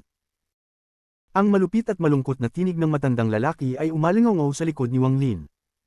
Dapat mong sabihin sa akin. Kung makakaganti ako, handa akong maging alipin hanggang sa mamatay sa mga magbibigay sa akin ng pahiwatig. Mabigat at puno ng pananampalataya at determinasyon ang tinig ng matandang lalaki. Matapos magsalita ang matandang lalaki, iniwasiwas niya ang kanang kamay at humaplos ang hangin. Ang templo ay bumalik sa orihinal nitong itsura. Ang bundok ay nanatiling berde, ang tubig ay malinaw, ang mga ibon ay umaawit, at ang amoy ng mga bulaklak ay pumuno sa sekta. Ang mga disipulo na hindi alam na patay na sila ay masaya na namumuhay sa Donglin Sect na puno ng buhay. Nawala ang batong tablet sa labas ng templo at hindi na makikita ang mga bonten ng mga buto. Si Liu Jinbiao ay tinitingnan ang lugar kung saan naruroon ang batong tablet, at naramdaman niyang parang tumaas ang kanyang buhok. Ito. Anong uri ng impyernong lugar ito? Tumalon ang puso ni Liu Jinbiao nang tiningnan niyang takot ang paligid. Nang tiningnan niya ang ilang mga disipulo ng Donglin Sect, mas tumindi ang takot na nararamdaman niya. Sa loob ng templo, hindi ipinakita ni Wang Lin ang anumang pagkabigla sa kanyang puso habang kalmado niyang sinagot, sasabi ko. Tinitigan ng matandang lalaki si Wang Lin. Pagkalipas ng matagal na panahon, ibinaba niya ang kanyang ulo at itinago ang kalungkutan at pag-iisa sa kanyang mga mata. Ngunit kahit na nakayuko siya, hindi nito napawi ang kalungkutan. Sinabi ng matandang lalaki sa isang malupit na tinig, pumunta ka ba sa Donglin Sect o may layunin ka ba? Gusto ko pong hiramin ang Donglin Pool. Pinagkalmot ni Wang Lin ang kanyang nararamdaman. Ang mga bagay na ito ay nagbigay sa kanya ng kakaibang pakiramdam at nagpahanga sa kanya. Ang Donglin Pool. Pumigilang mag-isip sandali ang matandang lalaki at saka mahinahong tumango. Ang tubig ng Donglin Pool ay konektado sa kaluluwang nakasil sa Great Sage Continent. Ang kaluluwang nakasil dito ay hindi isang hayop, kundi isang banyagang cultivator. Ang taong ito ay natalo sa Celestial Ancestor at tinatakan dito. Matagal na siyang namatay, ngunit hindi nawala ang kanyang kaluluwa. Sa halip, nagsanib ito sa ilalim ng ilog sa kontinente. Ang Donglin Pool ay isa sa mga lugar kung saan ito umaagos. Ang isang cultivator ay maaari lamang pumasok sa Donglin Pool ng 2 beses. Pagkatapos ng pangatlong beses, agad kang mamamatay.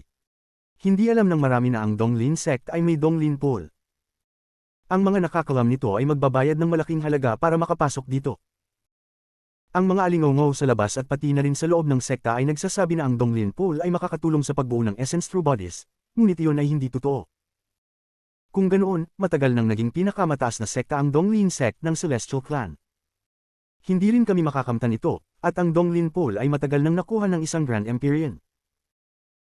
Kahit ganoon, ito ay naging isang dahilan ng pag-aalala, ngunit sa reputasyon ng unang ninuno ng Donglin sect, ang Grand Empyrean Donglin, at dahil hindi ito maaaring ilipat, at ang epekto nito ay humihina sa paglipas ng panahon, walang sinuman ang dumating upang nakawin ito. Grand Empyrean Donglin. Pinag-isipang mabuti ni Wang Lin. Ito ang kauna-unahang pagkakataon na narinig niya ang pangalang ito. Ang 5 Grand Empyreans ng Celestial Clan ay hindi eternal, at may ilang bumagsak. Ang unang ninuno ng Donglin sect ay isang Grand Empyrean, ngunit siya ay bumagsak. Walang nakakaalam kung saan napunta ang kanyang katawan. Maraming tao na ang naghahanap sa katawan niya, kabilang na ang ilang Grand Empyreans sa huling panahon, ngunit wala ni isa ang nakakita nito. Mayroong isang bulong-bulungan na nagsasabing kung matagpuan ang katawan ng ninuno, maaari kang maging Grand Empyrean nang hindi dumaan sa pagsusuri sa Immemorial God Realm. Ngunit isa lamang itong bulong-bulungan, mahinahong sinabi ng matandang lalaki. Malalim na huminga si Wang Lin. Hindi niya inasahan na may ganitong background ang Donglin sect, at mayroon palang Grand Empyrean sa sekta dati. Ang epekto ng Donglin Pool ay mahina na ngayon. Ang bulong-bulungan ay nagsasabing makakatulong ito upang makabuo ng essence through body, ngunit ang tunay na epekto nito ay nilalagay ka sa isang kakaibang estado at magkakaroon ka ng pagkakataon na maunawaan ang espesyal na essence na nauukol sa banyagang cultivator. Kung mabaigo, magiging mas malakas lang ang iyong mga essence.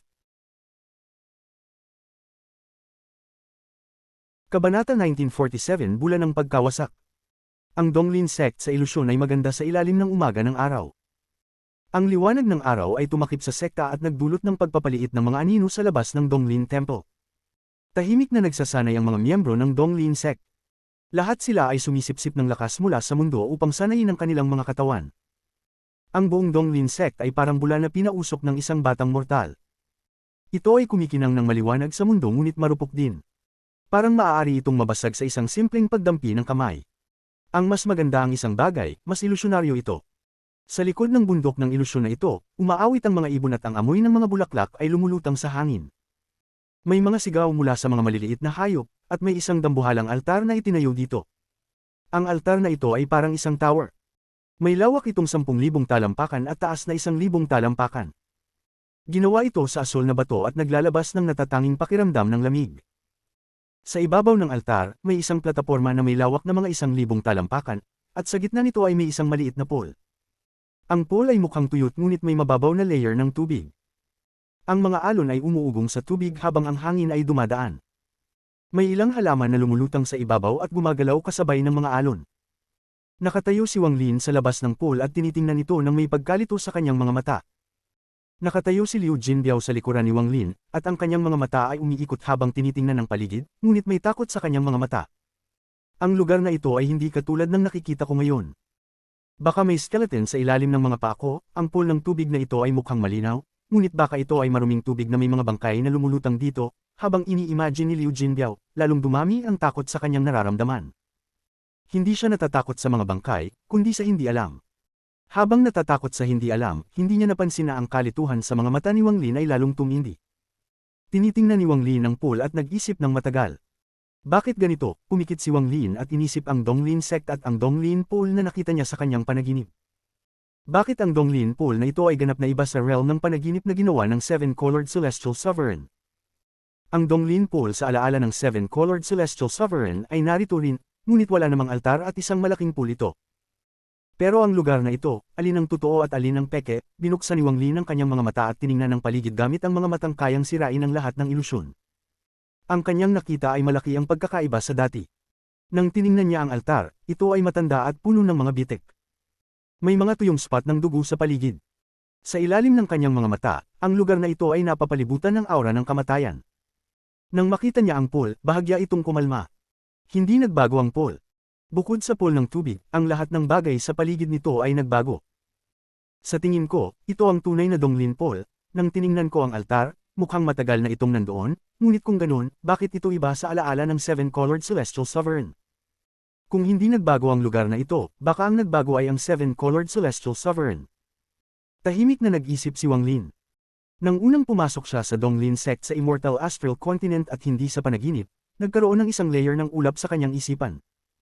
Nagsimula siyang magtanong tungkol sa kanyang pagkaunawa sa Cave World.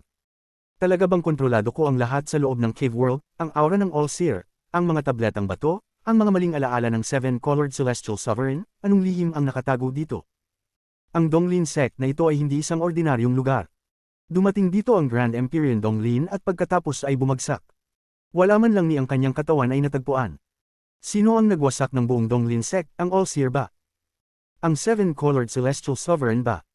O baka ang isang tao na may malalim na koneksyon sa Cave World na hindi ko napansin, tahimik na nag-isip si Wang Lin.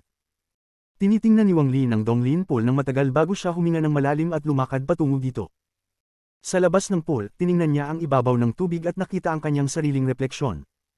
Nang makita niyang siya ay may puting buhok at puting damit, nanginginig ang kanyang katawan. Isang kalabog ang umalingaw sa kanyang isipan at parang naalala niya ang isang bagay. Isang bagay ang napaka-strange. Noong araw, nag-speculate ako tungkol dito, tungkol sa aking heaven-defying bead. Paano kaya nakuha ng Seven-Colored Celestial Sovereign ang heaven-defying bead mula kay Grand Empyrean Daoyi at teacher nang hindi nila ito napansin? Bakit kaya sa Cave World, nakita ni na Blue Dream at ng iba pa, pati na ng Seven-Colored Daoist, na mayroon akong heaven-defying bead, pero sa Immortal Astral Continent, kahit ngayon, walang nakakapansin nito. Bakit kaya pati ang aking guro, si Zuan Luo, hindi ito nakita nang pumunta siya sa Cave World? Baka nakita niya ito pero hindi nagsalita. Kung ganoon nga, nakatagpo ko rin kay Grand Empyrean Daoyi. Bakit hindi siya nagsalita o kinuha ito? Mas naniniwala akong hindi nila ito nakita. Anong klase ba ang heaven-defying bead? Sino ang gumawa ng compass para sa heaven-defying bead, at ano ang gamit nito? Bakit ang ilang tao sa Cave World ay nakikita ito pero wala sa Immortal Astral Continent ang nakakaalam? Nang inabsorb ko ang kaluluwa ng alakdan, sinabi ng alakdan white bead, ibig bang sabihin may black bead? Ano ang laman nito? Kung may uugnay ko ang bagay na ito sa pagkawasak ng Donglin sect, baka malaman ko ang mga nakakagulat na lihim na nakatago sa Cave World. Nagbago ang ekspresyon ni Wang Lin habang tinitingnan ang paligid. Sa totoo lang, mayroon akong ibang paraan para makita kung ano ang nangyari sa Donglin sect, sino ang nagwasak nito, pero kahit ang mga Grand Empyreans ay hindi kayang magsagawa ng divination dito. Pati ang Imperial Teacher ay nalito ng 3 araw at nawala ng alaala tungkol dito. Ako ba, kaya ko ba? Nag-atubili sandali si Wang Lin, ngunit sa lalong madaling panahon, ang kanyang mga mata ay puno ng determinasyon. Hindi lang ito tungkol sa Donglin sect, ito ay tungkol din sa kanya. Matapos lahat, siya ay mula sa Cave World at may heaven-defying bead. Inisip ni Wang Lin na natanggal na niya ang kurtina, ngunit isa lamang itong sulok na binanggit na katikip pa ito sa kanyang mga mata. Ngayon, bubuksan na niya ang mga invisible na kamay na humaharang sa kanyang mga mata at papayagan niyang makita ang puwang. Huminga ng malalim si Wang Lin at naupo malapit sa pool. Hindi niya tiningnan ang Donglin Pool, kundi ang Donglin Temple sa malayo. Parang nawala ang kanyang aura at pumasok siya sa isang kakaibang estado. Si Liu Jinbiao ay nasa tabi ni Wang Lin at biglang tumingin pabalik. Nawala si Wang Lin sa kanyang pakiramdam, ngunit nang tumingin siya ulit, nakita niya ito. Gayunpaman, naramdaman niyang hindi nakabilang si Wang Lin dito, parang tinatanggihan ng mundong ito si Wang Lin. Sa katawan ko na nakasama sa mundong ito, sa aking divine sense na natutunaw sa kawalan, sa aking kaluluwa, lumikha ng isang mundo. Gamit ang aking panaginip, mangyari ang pagbabago ng oras, ang pagsasanib ng dream daw ni Wang Lin at ng flowing time ay lumikha ng isang misteryosong kapangyarihan na magbibigay daan sa kanya na balikan ang nakaraan tulad ng sa Cave World. Hindi alam ni Wang Lin kung magagawa ito ng iba, ngunit sa lahat ng nakilala niya, tanging siya lamang ang makakagawa nito, at kailangan niyang hiramin ang kapangyarihan ng ghostly sail mula sa Great Soul Sect. Nang si Wang Lin ay nalunod sa kanyang dream daw, tahimik niyang itinaas ang kanang kamay at hinawi ito. Ang ghostly sail ay lumitaw at umiikot sa paligid niya. Isang panaginip ng libu-libong taon. Sa panaginip ni Wang Lin, ang oras ay umatras ng 1,000 taon, 1,000 taon, 1,000 taon, hanggang sa nakalimutan niya kung gaano katagal na ang lumipas. Ang Donglin Sect ay nanatili pa ring Donglin Sect. Ang bundok ay pareho pa rin at ang tubig ay malinaw. Ang mga hindi mabilang na disipulo ng Donglin Sect ay nagsasanay pa rin sa parehong umaga, na nagdudulot sa buong Donglin Sect na matakpan ng isang malabo na ulap. Tahimik, payapa. May mga tunog ng mga Dao lectures mula sa malaking hall, kung saan marami ang nakikinig ng mga disipulo.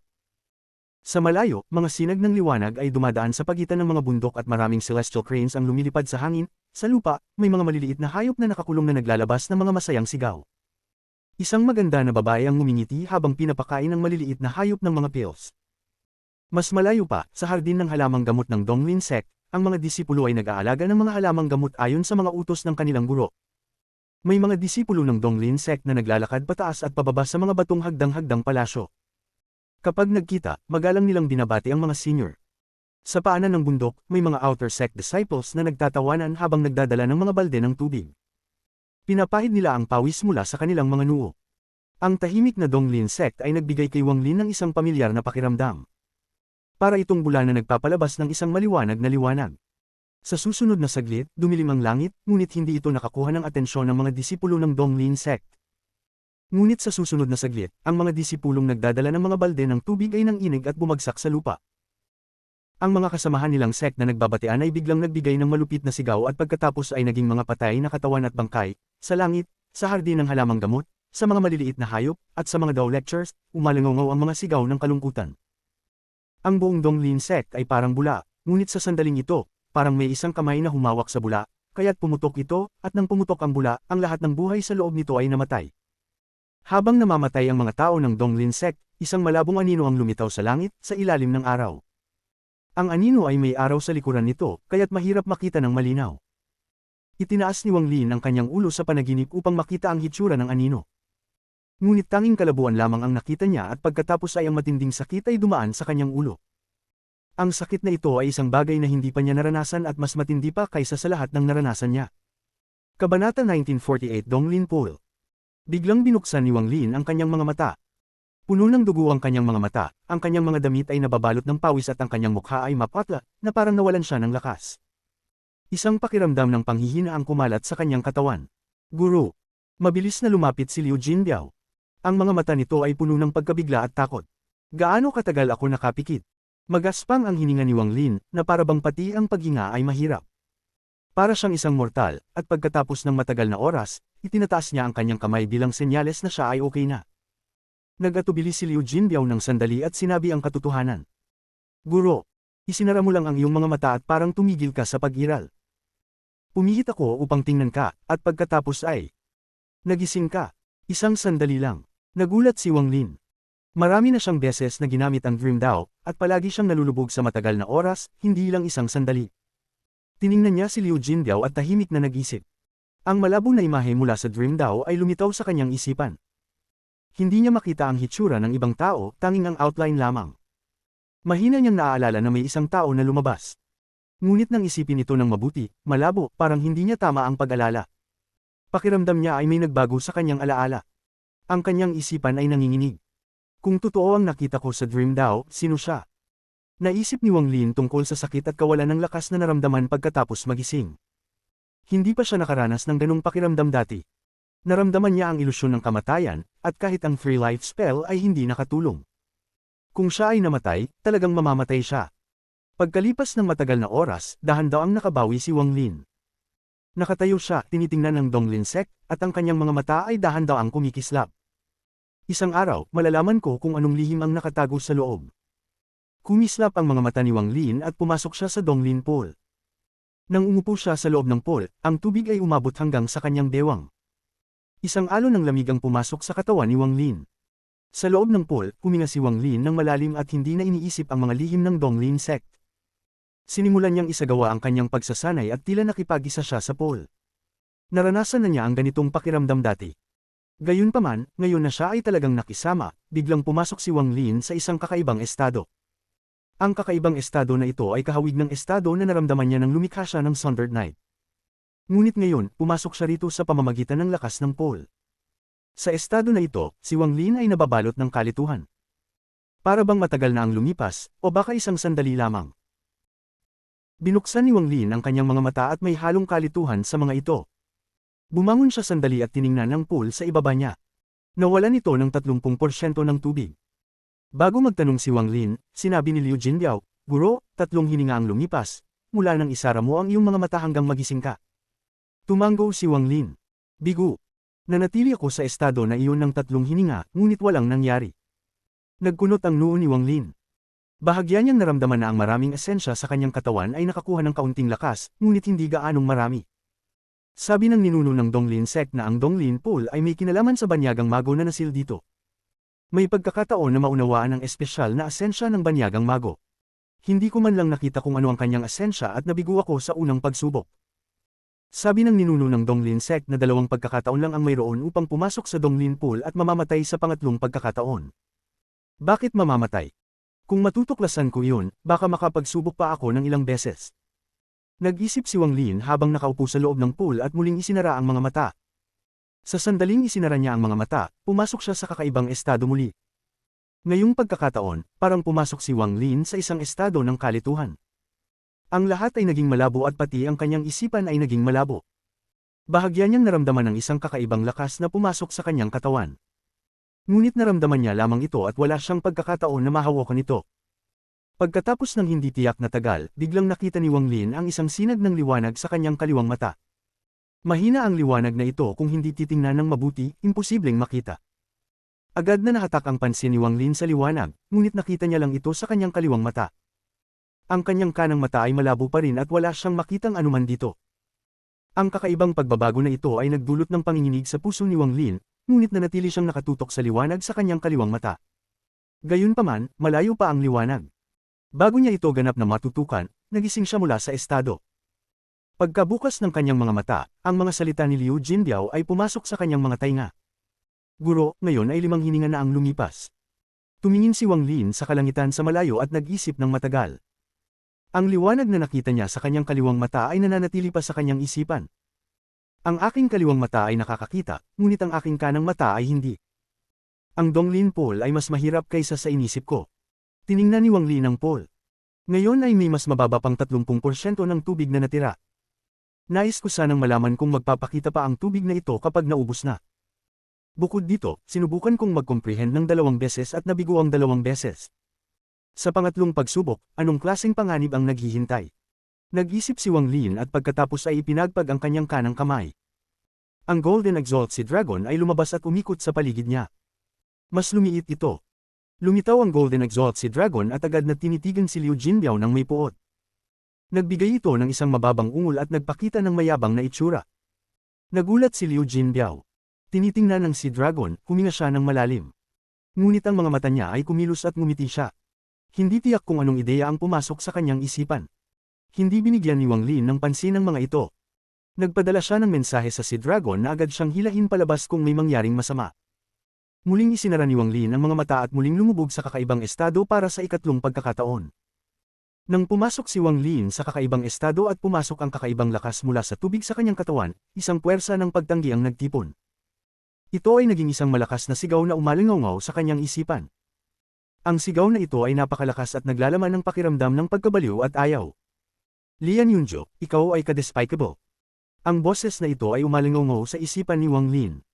Parang naging isang malakas na kulog na naging sanhi ng panginginig ng katawan niya. Pakiramdam niya ay ang boses na ito ang magpapabagsak sa kanyang isipan. Dahil sa panghihimasok ng tunog na ito, hindi siya nakapag-isip at hindi nakapag-comprehend. Sa sandaling ito, isang malakas na puwersa ang dumating mula sa labas. Para bang isang higanting pangil ang humila kay Wang Lin at hinayla siya palabas mula sa Donglin Pool. Pagkalabas ng pool, nawala ang boses sa isipan ni Wang Lin. Binuksan ni Wang Lin ang mga mata at tiningnan ang pool. Ang kanyang ekspresyon ay naging malungkot. Talagang ang imposibleng mag-comprehend ng pangatlong pagkakataon. Kung hindi ako naghanda ng maaga at hindi pinaalalahanan ng ninuno ng Donglin sect, kahit na hindi ito mapanganib, magkakaroon pa rin ng hirap upang makalabas. Nag-isip si Wang Lin habang tinitingnan ang kaunting natirang tubig sa Donglin Pool. Bakit iba ang unang 2 beses kaysa sa pangatlong pagkakataon? Ang boses na iyon ay nagmula sa misteryosong puwersa na pumasok sa katawan ko mula sa pool pagkatapos ng isang siklo. Maaaring ito ang susi. Ang puwersa ay tinitingnan kong ilang beses na akong pumasok sa pool. Paano kaya ito natutukoy kung ilang beses na akong nag-comprehend? At saka, si Lian Yunju, apelyidong Lian. Maaaring siya ang ninuno ng baliw, ang pangalan ng celestial ancestor. Kumislap ang mga mata ni Wang Lin at tiningnan ng pool. Habang siya ay nag-iisip, unti-unting lumitaw ang tubig sa pool hanggang sa naibalik lahat ng nawawalang tubig. Jin Biao, bumaba ka at subukan. Tiwala si Wang Lin na mapoprotektahan niya si Liu Jinbiao kahit pumasok ito sa pangatlong pagkakataon. Inutusan niya si Liu Jinbiao na mag-ingat sa panganib. Walang pag-aalan. Langan na humakbang si Liu Jinbiao at umupo sa loob ng pool. Pagkatapos ng 4 na hininga, binuksan niya ang kanyang mga mata ng kalituhan. Nakita ko ang isang sinag ng liwanag. Bulong ni Liu Jinbiao at muling isinara ang mga mata. Sa pagkakataong ito, nagtagal siya ng 5 hininga. Nang binuksan niya ang mga mata, isang malinaw na kislap ng liwanag ang nakita sa mga mata niya, ngunit mabilis itong nawala. Malapit na sa liwanag iyon, ngunit hindi ko ito nahawakan. Nag-isip si Liu Jinbiao ng kaunti at muling isinara ang mga mata. Sinubukan niyang mag-comprehend sa pangatlong pagkakataon ayon sa utos ni Wang Lin. Matamang pinanood ni Wang Lin si Liu Jinbiao at unti-unting lumipas ang oras. 1 hininga, 2 hininga, 3 hininga. Hanggang sa 10 hininga, nang magsimulang manginig ng malakas ang katawan ni Liu Jinbiao. Agad na inilabas ni Wang Lin si Liu Jinbiao mula sa pool. Habang nanginginig, kumislap ng maliwanag ang kaliwang mata ni Liu Jinbiao. Kahit tinitingnan ni Wang Lin ito, para siyang tinitingnan ng araw. Nahawakan ko ang liwanag at may boses na umalingaw sa aking puso, sinasabing pangalan ng liwanag. Ito ang pinakamataas na simula. Ang simula ng lahat ng bagay. Ngunit hindi sapat ang aking antas ng cultivation, kaya't nakapag-comprehend ako ng kaunti lang bago ko hindi na ito matiis. Malalim na huminga si Liu Jinbiao at tinitingnan ng Donglin Pool. Master, nararamdaman ko na ang dahilan kung bakit ko na-comprehend ang pangatlong pagkakataon ay dahil sa aking daw ng panlilinlang. Sa sandaling iyon, niloko ko ang aking sarili, sinasabing ito na ang unang pagkakataon ko. Sa paggawa nito, niloko ko ang paghanap mula sa pool. Mula nang magising ako mula sa aking muling kapanganakan, nagagawa kong gamitin ang aking daw ng panlilinlang sa iba. Gusto po ba ninyong subukan, Master? Parang may naunawaan si Liu Jinbiao, at tumingin siya kay Wang Lin. Nag-isip si Wang Lin sandali at pagkatapos ay inalag ang kanyang ulo. May pagkaunawa siya sa daw ng panlilinlang at nakapag-comprehend din ng kaunti sa Dream Daw. Alam niya ang pamamaraan, at sa kanyang antas ng cultivation, hindi na niya kailangan ng tulong ni Liu Jinbiao. 1 hakbang at pumasok si Wang Lin sa pool ng tubig sa ika-4 na pagkakataon. Nang pumasok ang kakaibang lakas sa kanyang katawan, ginamit niya ang daw ng panlilinlang upang linlangan ang tubig at pumasok siya sa kakaibang estado na iyon. Bilang sandali, nakita niya ang liwanag sa kanyang kaliwang mata. Ang liwanag ay papalapit ng papalapit sa kanya. Isang mababang tinig ang bamulong sa isipan ni Wang Lin, nilakbay ko ang buong mundo at nasaksihan ang daan-daang milyong pagsikat ng araw at naunawaan ang pinagmulan ng pinakasimula. Kabanata 1949 ng simula at ang wakas. Habang ang boses ay umuukit sa isipan ni Wang Lin, ang liwanag na nakita niya sa kanyang kaliwang mata ay naging mas maliwanag. Para bang ang buong katawan niya ay napapaloob ng kumikislap na liwanag na ito. Isang pagkaunawa patungkol sa ganap na simula ang unti-unting lumitaw habang si Wang Lin ay napapalibutan ng liwanag na ito. Ito ay hindi isang mana, kundi isang pagpapakita ng kumpletong asensya ng ganap na simula sa harap ni Wang Lin. Kung gaano karami ang kanyang mauunawaan ay walang kinalaman sa Donglin Pool, ito ay nakadepende sa individual. Marahil may mga taong unang makakita ng liwanag at magkakaroon ng pagkaunawa sa ganap na simula. Marahil pagkatapos nilang umalis, isang binhi ng ganap na simula ang lilito sa kanilang puso. May mga tao ring katulad ni Wang Lin, na walang nakuha ngunit ang lakas ng kanilang mga asensya ay medyo tumaas. Ngunit may mga tao ring makakakuha ng karamihan sa pagkaunawa ng asensya ng ganap na simula sa loob lamang ng 2 pagsubok. Hindi lamang sila makakakuha ng binhi, kundi ng isang binhing tumubo na. Hindi alam ni Wang Lin kung may sinuman na nakakuha ng kumpletong asensya ng ganap na simula. Sa mga sandaling ito, siya ay nalulumbay sa isang kakaibang kalagayan at tila nakalimutan ng lahat ng nasa paligid niya. Malabo ang paningin ng kanyang kaliwang mata, ngunit ang kaliwang mata niya ay naglalaman ng mga yugto ng espesyal na asensya ng ganap na simula. Nakalimutan ni Wang Lin ang paglipas ng oras. Nang siya ay pilit na gin-icing ng puwersa mula sa loob ng Donglin Pool, ang liwanag sa kanyang kaliwang mata ay tumagal ng isang hinga bago ito unti-unting nawala. Kailangan pa ng konti, ang mga mata ni Wang Lin ay kumislap ng maliwanag habang isinara niya ang kanyang mga mata upang magmuni-muni sa loob ng pool sa ika-5 pagkakataon. Isinubsob niya ang kanyang sarili at ginamit ang daw ng pandaraya upang maiwasan ang pagsusuri ng pool. Sa pagkakataong ito, agad na nakita ni Wang Lin ang walang katapusang liwanag sa harap ng kanyang kaliwang mata. Ang ganap na simula ay ipinanganak mula sa walang hanggan. Noong unang panahon, bago pa man nagkaroon ng mga celestial, Ang mga sinaunang tao ay tumingin sa araw at sumamba dito upang makuha ang init nito. Bilang resulta, lumitaw ang kapangyarihan ng ganap na simula. Ang kapangyarihang ito ay napakabighani. Nagpakita ito noong unang sumamba ang mga sinaunang tao sa araw at noong unang sumak ang araw. Ang kapangyarihan ng ganap na simula ay unti-unting nagbago. Habang lumilipas ang panahon at may mga misteryosong tao na lumitaw, nagbago ang mga paraan ng langit hanggang sa lumitaw ang batas ng ganap na simula. Ang batas ng ganap na simula ang naging dahilan kung bakit ang araw ay tumataas at bumababa. Ngunit nang obserbahan ko ito, napag-alaman ko na ang pag-akyat at pagbaba ng araw ay dulot ng puso ng isa. Dahil gumagalaw ang puso, gumagalaw ang mundo, kaya't gumagalaw din ang langit. Kaya't kahit ang hindi gumagalaw na araw ay nagsimulang gumalaw pataas at pababa. Patuloy akong nagmuni-muni at pinanood ang araw na sumisikat ng walang katapusang beses. Napag-alaman ko ang pinagmulan ng pagsikat ng araw. Ang asensya ng ganap na simula ay ang pinagmulan ng lahat ng init mula sa liwanag. Si Wang Lin ay nalulumbay sa tinig na ito, at malinaw niyang nakita ang liwanag sa kanyang kaliwang mata na ganap siyang binabalot. Sa liwanag na iyon, para bang pinapanood niya ang daan-daang milyong pagsikat ng araw. Sa daan-daang milyong pagsikat ng araw, naramdaman ni Wang Lin ang isang aura. Ang aura na ito ay isang tuwid at matuwid na pag-iral. Ang mga nilalang na nalulubog sa aurang ito ay dapat na mga matuwid na tao. Maaaring hindi nila kayang buuin ang mundo, ngunit sila ay mga tao na kayang mabuhay ng tapat sa kanilang mga desisyon. Pagkalipas ng matagal na panahon, binuksan ni Wang Lin ang kanyang mga mata mula sa ikalimang pagninilay. Nang binuksan niya ang kanyang mga mata, ang liwanag sa kanyang kaliwang mata ay tumagal ng ilang hinga bago dahan-daang naglaho. Nang makita ni Liu Jinbiao ang liwanag ni Wang Lin, ang kanyang puso ay nanginginig, hindi maglakas loob na tumingin dito. Pati ang Golden Exalt si Dragon ay iwasan ang liwanag. Sa kaliwang mata ni Wang Lin, sa ilalim ng liwanag, unti-unting nabuo ang hugis ng isang araw. Gayunpaman, nang maglaho ang liwanag, hindi na bumuo ng hugis ang araw. Hindi ako estranghero sa ganap na simula, noong nasa kuwebo ako, nang nilikha ko ang Sundered Night, ito ay naglalaman ng kapangyarihan ng ganap na simula, mula noon, unti-unting tumaas ang aking pagkaunawa. Nang dumating ako sa Immortal Astral Continent, ang aking Sundered Night ay naglalaman ng pananampalataya. Hindi ko inasahan na ang ganap na simula ay magbubunga rin ng isang asensya.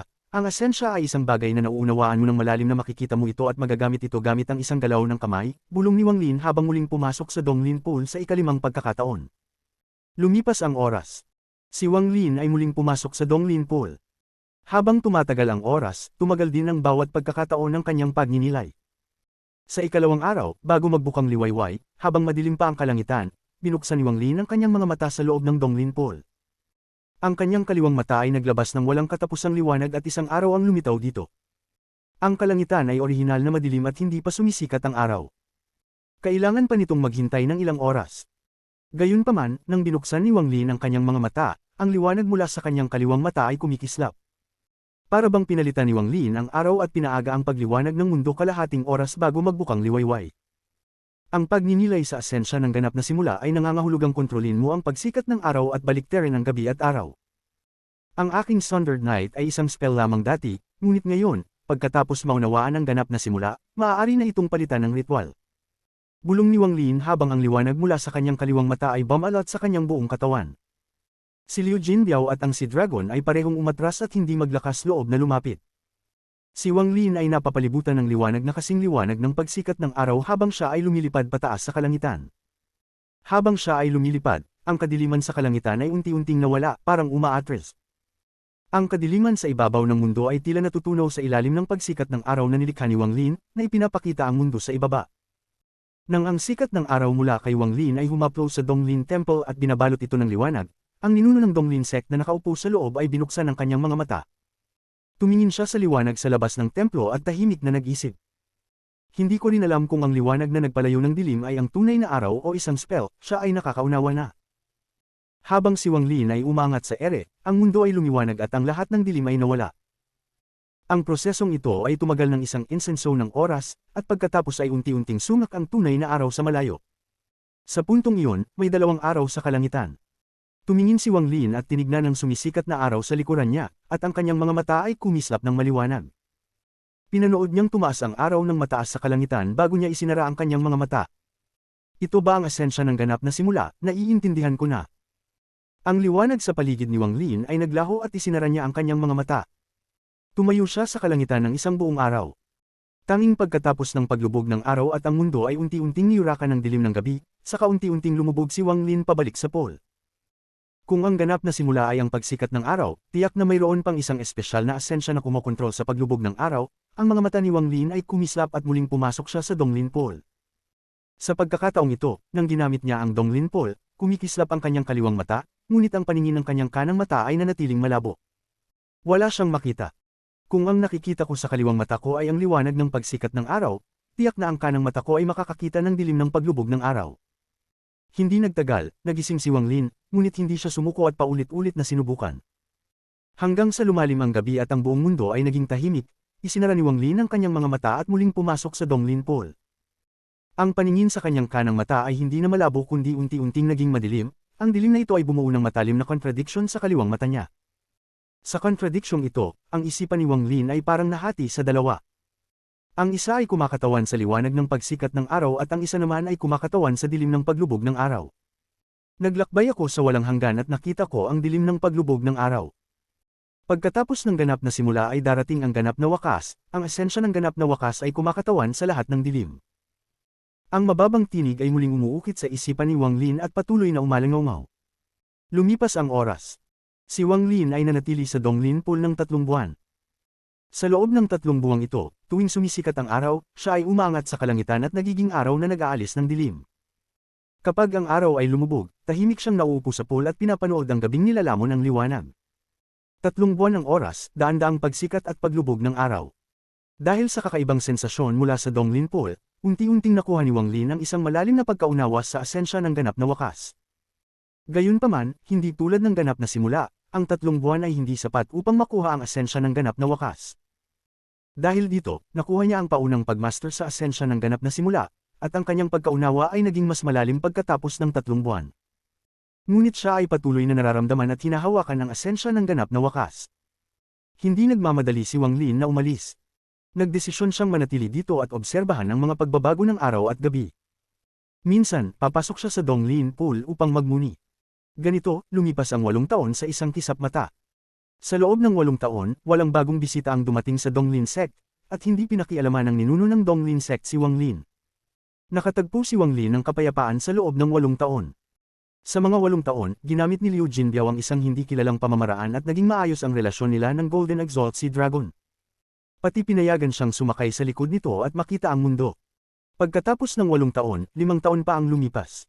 Kabanata 1950 bumalik na naman.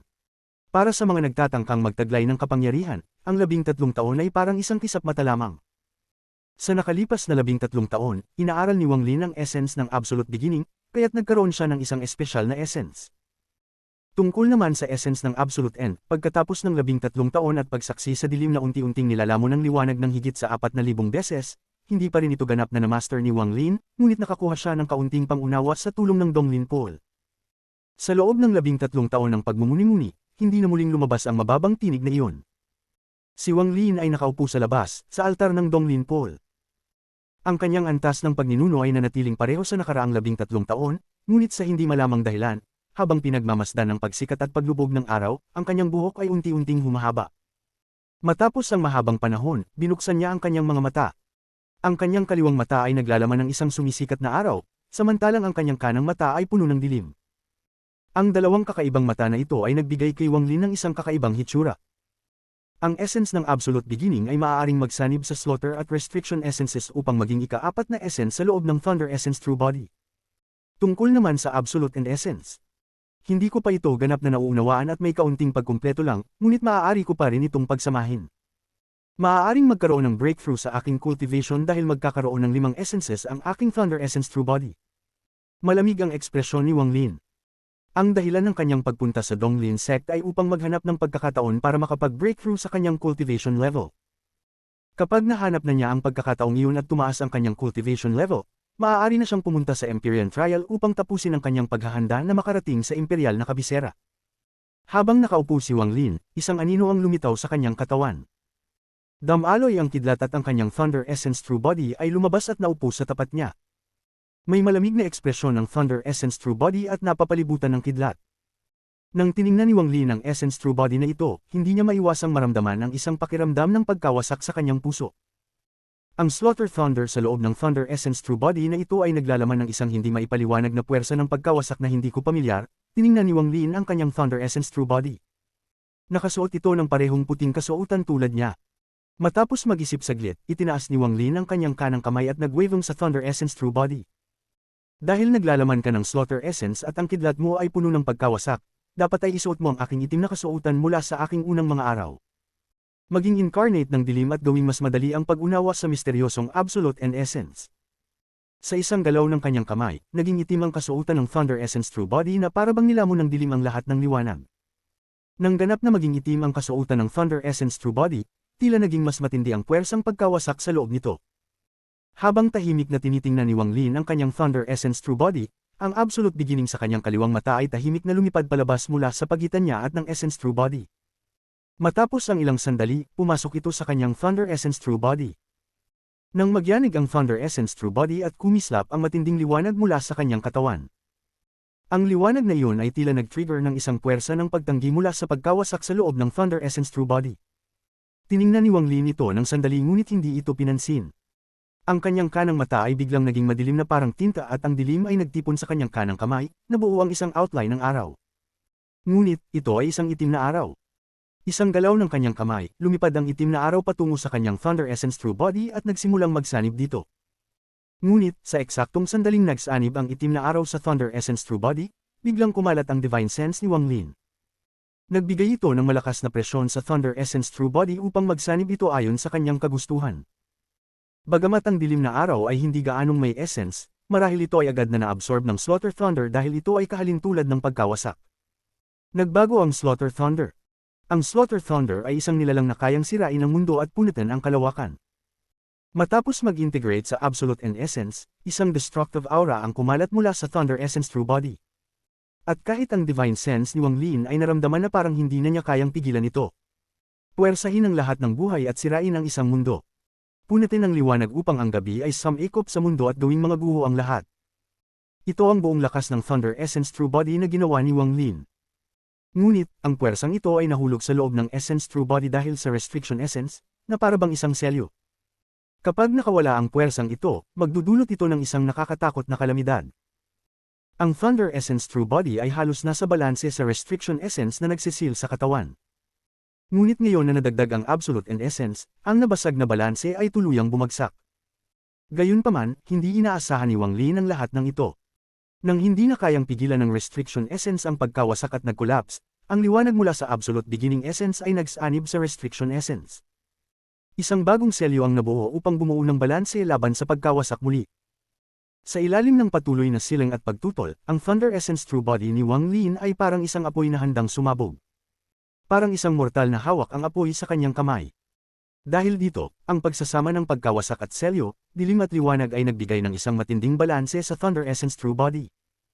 Bagamat nagsanib ang Absolute Beginning Essence sa Restriction Essence, hindi pa ito sapat upang labanan ng Slaughter at Absolute and Essences. Hindi pa nawala ang panganib, ngunit kailangang gawin ito ni Wang Lin. Mula sa sandaling aksidenteng nalikha ni Wang Lin ang Slaughter Thunder, nakatakda na maging kakaiba ang Essence True Body na ito kumpara sa 5-element True Body. Sa Thunder Essence True Body, ang apat na espesyal na essences ay nagsanib upang labanan ito.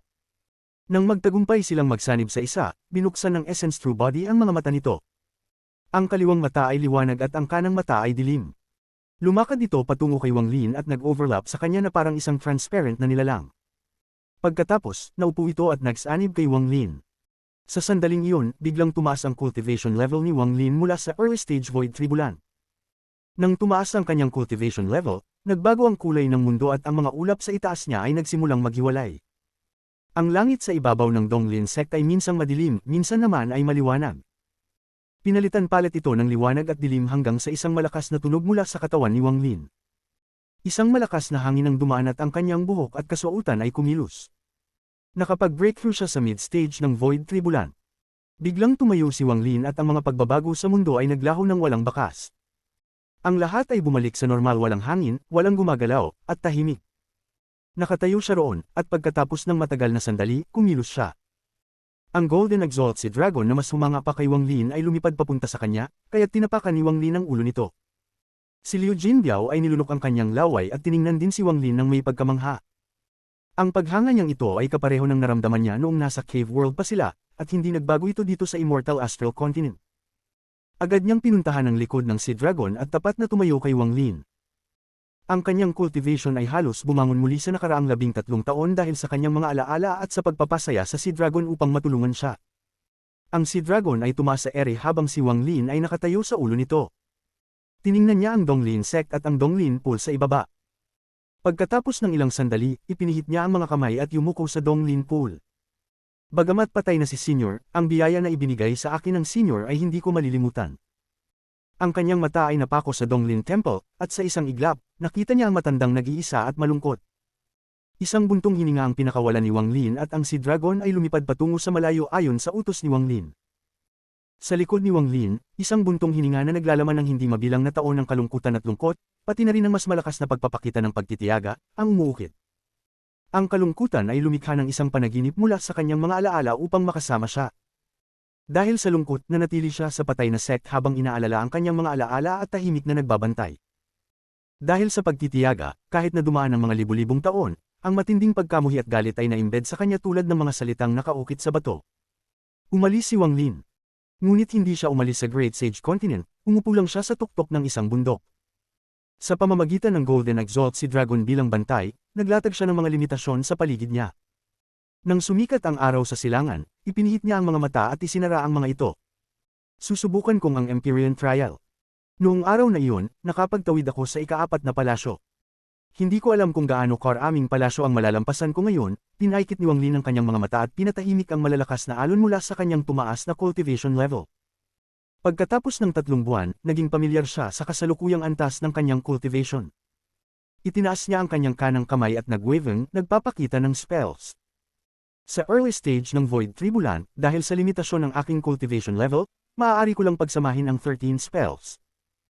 Ngayon, na ako'y nasa mid-stage ng Void Tribulan, ilang spells ang maaari kong pagsamahin, ilang spells kaya ang kaya kong pagsamahin sa tulong ng Essence True Bodies at Essences, kumislap ang mga mata ni Wang Lin sa excitement. Pagkatapos suminga ng malalim, pinaikit ni Wang Lin ang kanyang mga mata at ang kanyang Divine Sense ay nagtipon sa kanyang ulo. Lumikha siya ng isang hindi nakikitang katawan at tumakbo patungo sa langit. Ngayon, dapat maging tanyag ako sa isang galaw. Ngayon, dapat ipakita ko sa lahat ng Empyrean Exalts. Ngayon, magiging number 1 ako sa lahat ng Empyrean Exalts. Ngayon, magiging ika-49 na Ascendant Empyrean ako. Ngayon, gagamitin ko ang kapangyarihan ng Heavenly Bull Soul Armor. Pumaila ng Divine Sense ni Wang Lin patungo sa langit na parang isang hindi nakikitang haligi ng gas. Patuloy siyang umaakyat hanggang sa mag-alaw ang kanyang isipan. Nang muling maging malinaw ang kanyang paningin, nakita niya ang pamilyar na Empyrean Trial. Nakita niya ang mga palasyo na lumulutang sa langit at ang daan-daang Empyrean Exalts na nakaupo sa labas ng unang palasyo. Gayon din, nakita siya ng mga Empyrean Exalts, na nakarating na si Wang Lin sa sinaunang transfer array. White-haired Empyrean Exalt. Naalala ko na dumaan siya sa unang 4 na palasyo ng sunod-sunod noon. Akala ko susubukan niyang dumaan sa ika-5 palasyo, ngunit tumigil siya at umalis. Siguro alam niyang hindi niya kaya umalis na lang siya. Siguro ngayon, nagkaroon siya ng kaunting pag-unawa at natagpuan ng tiwala sa sarili upang makatawid sa ika-5 palasyo. Siyang iyon. Sa labas ng unang palasyo, may isang lalaking nasa kalagitnaan ng edad na nakasuot ng itim. Mukhang mayabang siya, kaya walang ibang tao sa paligid niya. Siya ang unang nakakita kay Wang Lin na dumating. Ang pangalan niya ay Zhu Lin. Noon, nakatawid siya sa ika-7 palasyo ngunit tumigil sa ika-8 palasyo.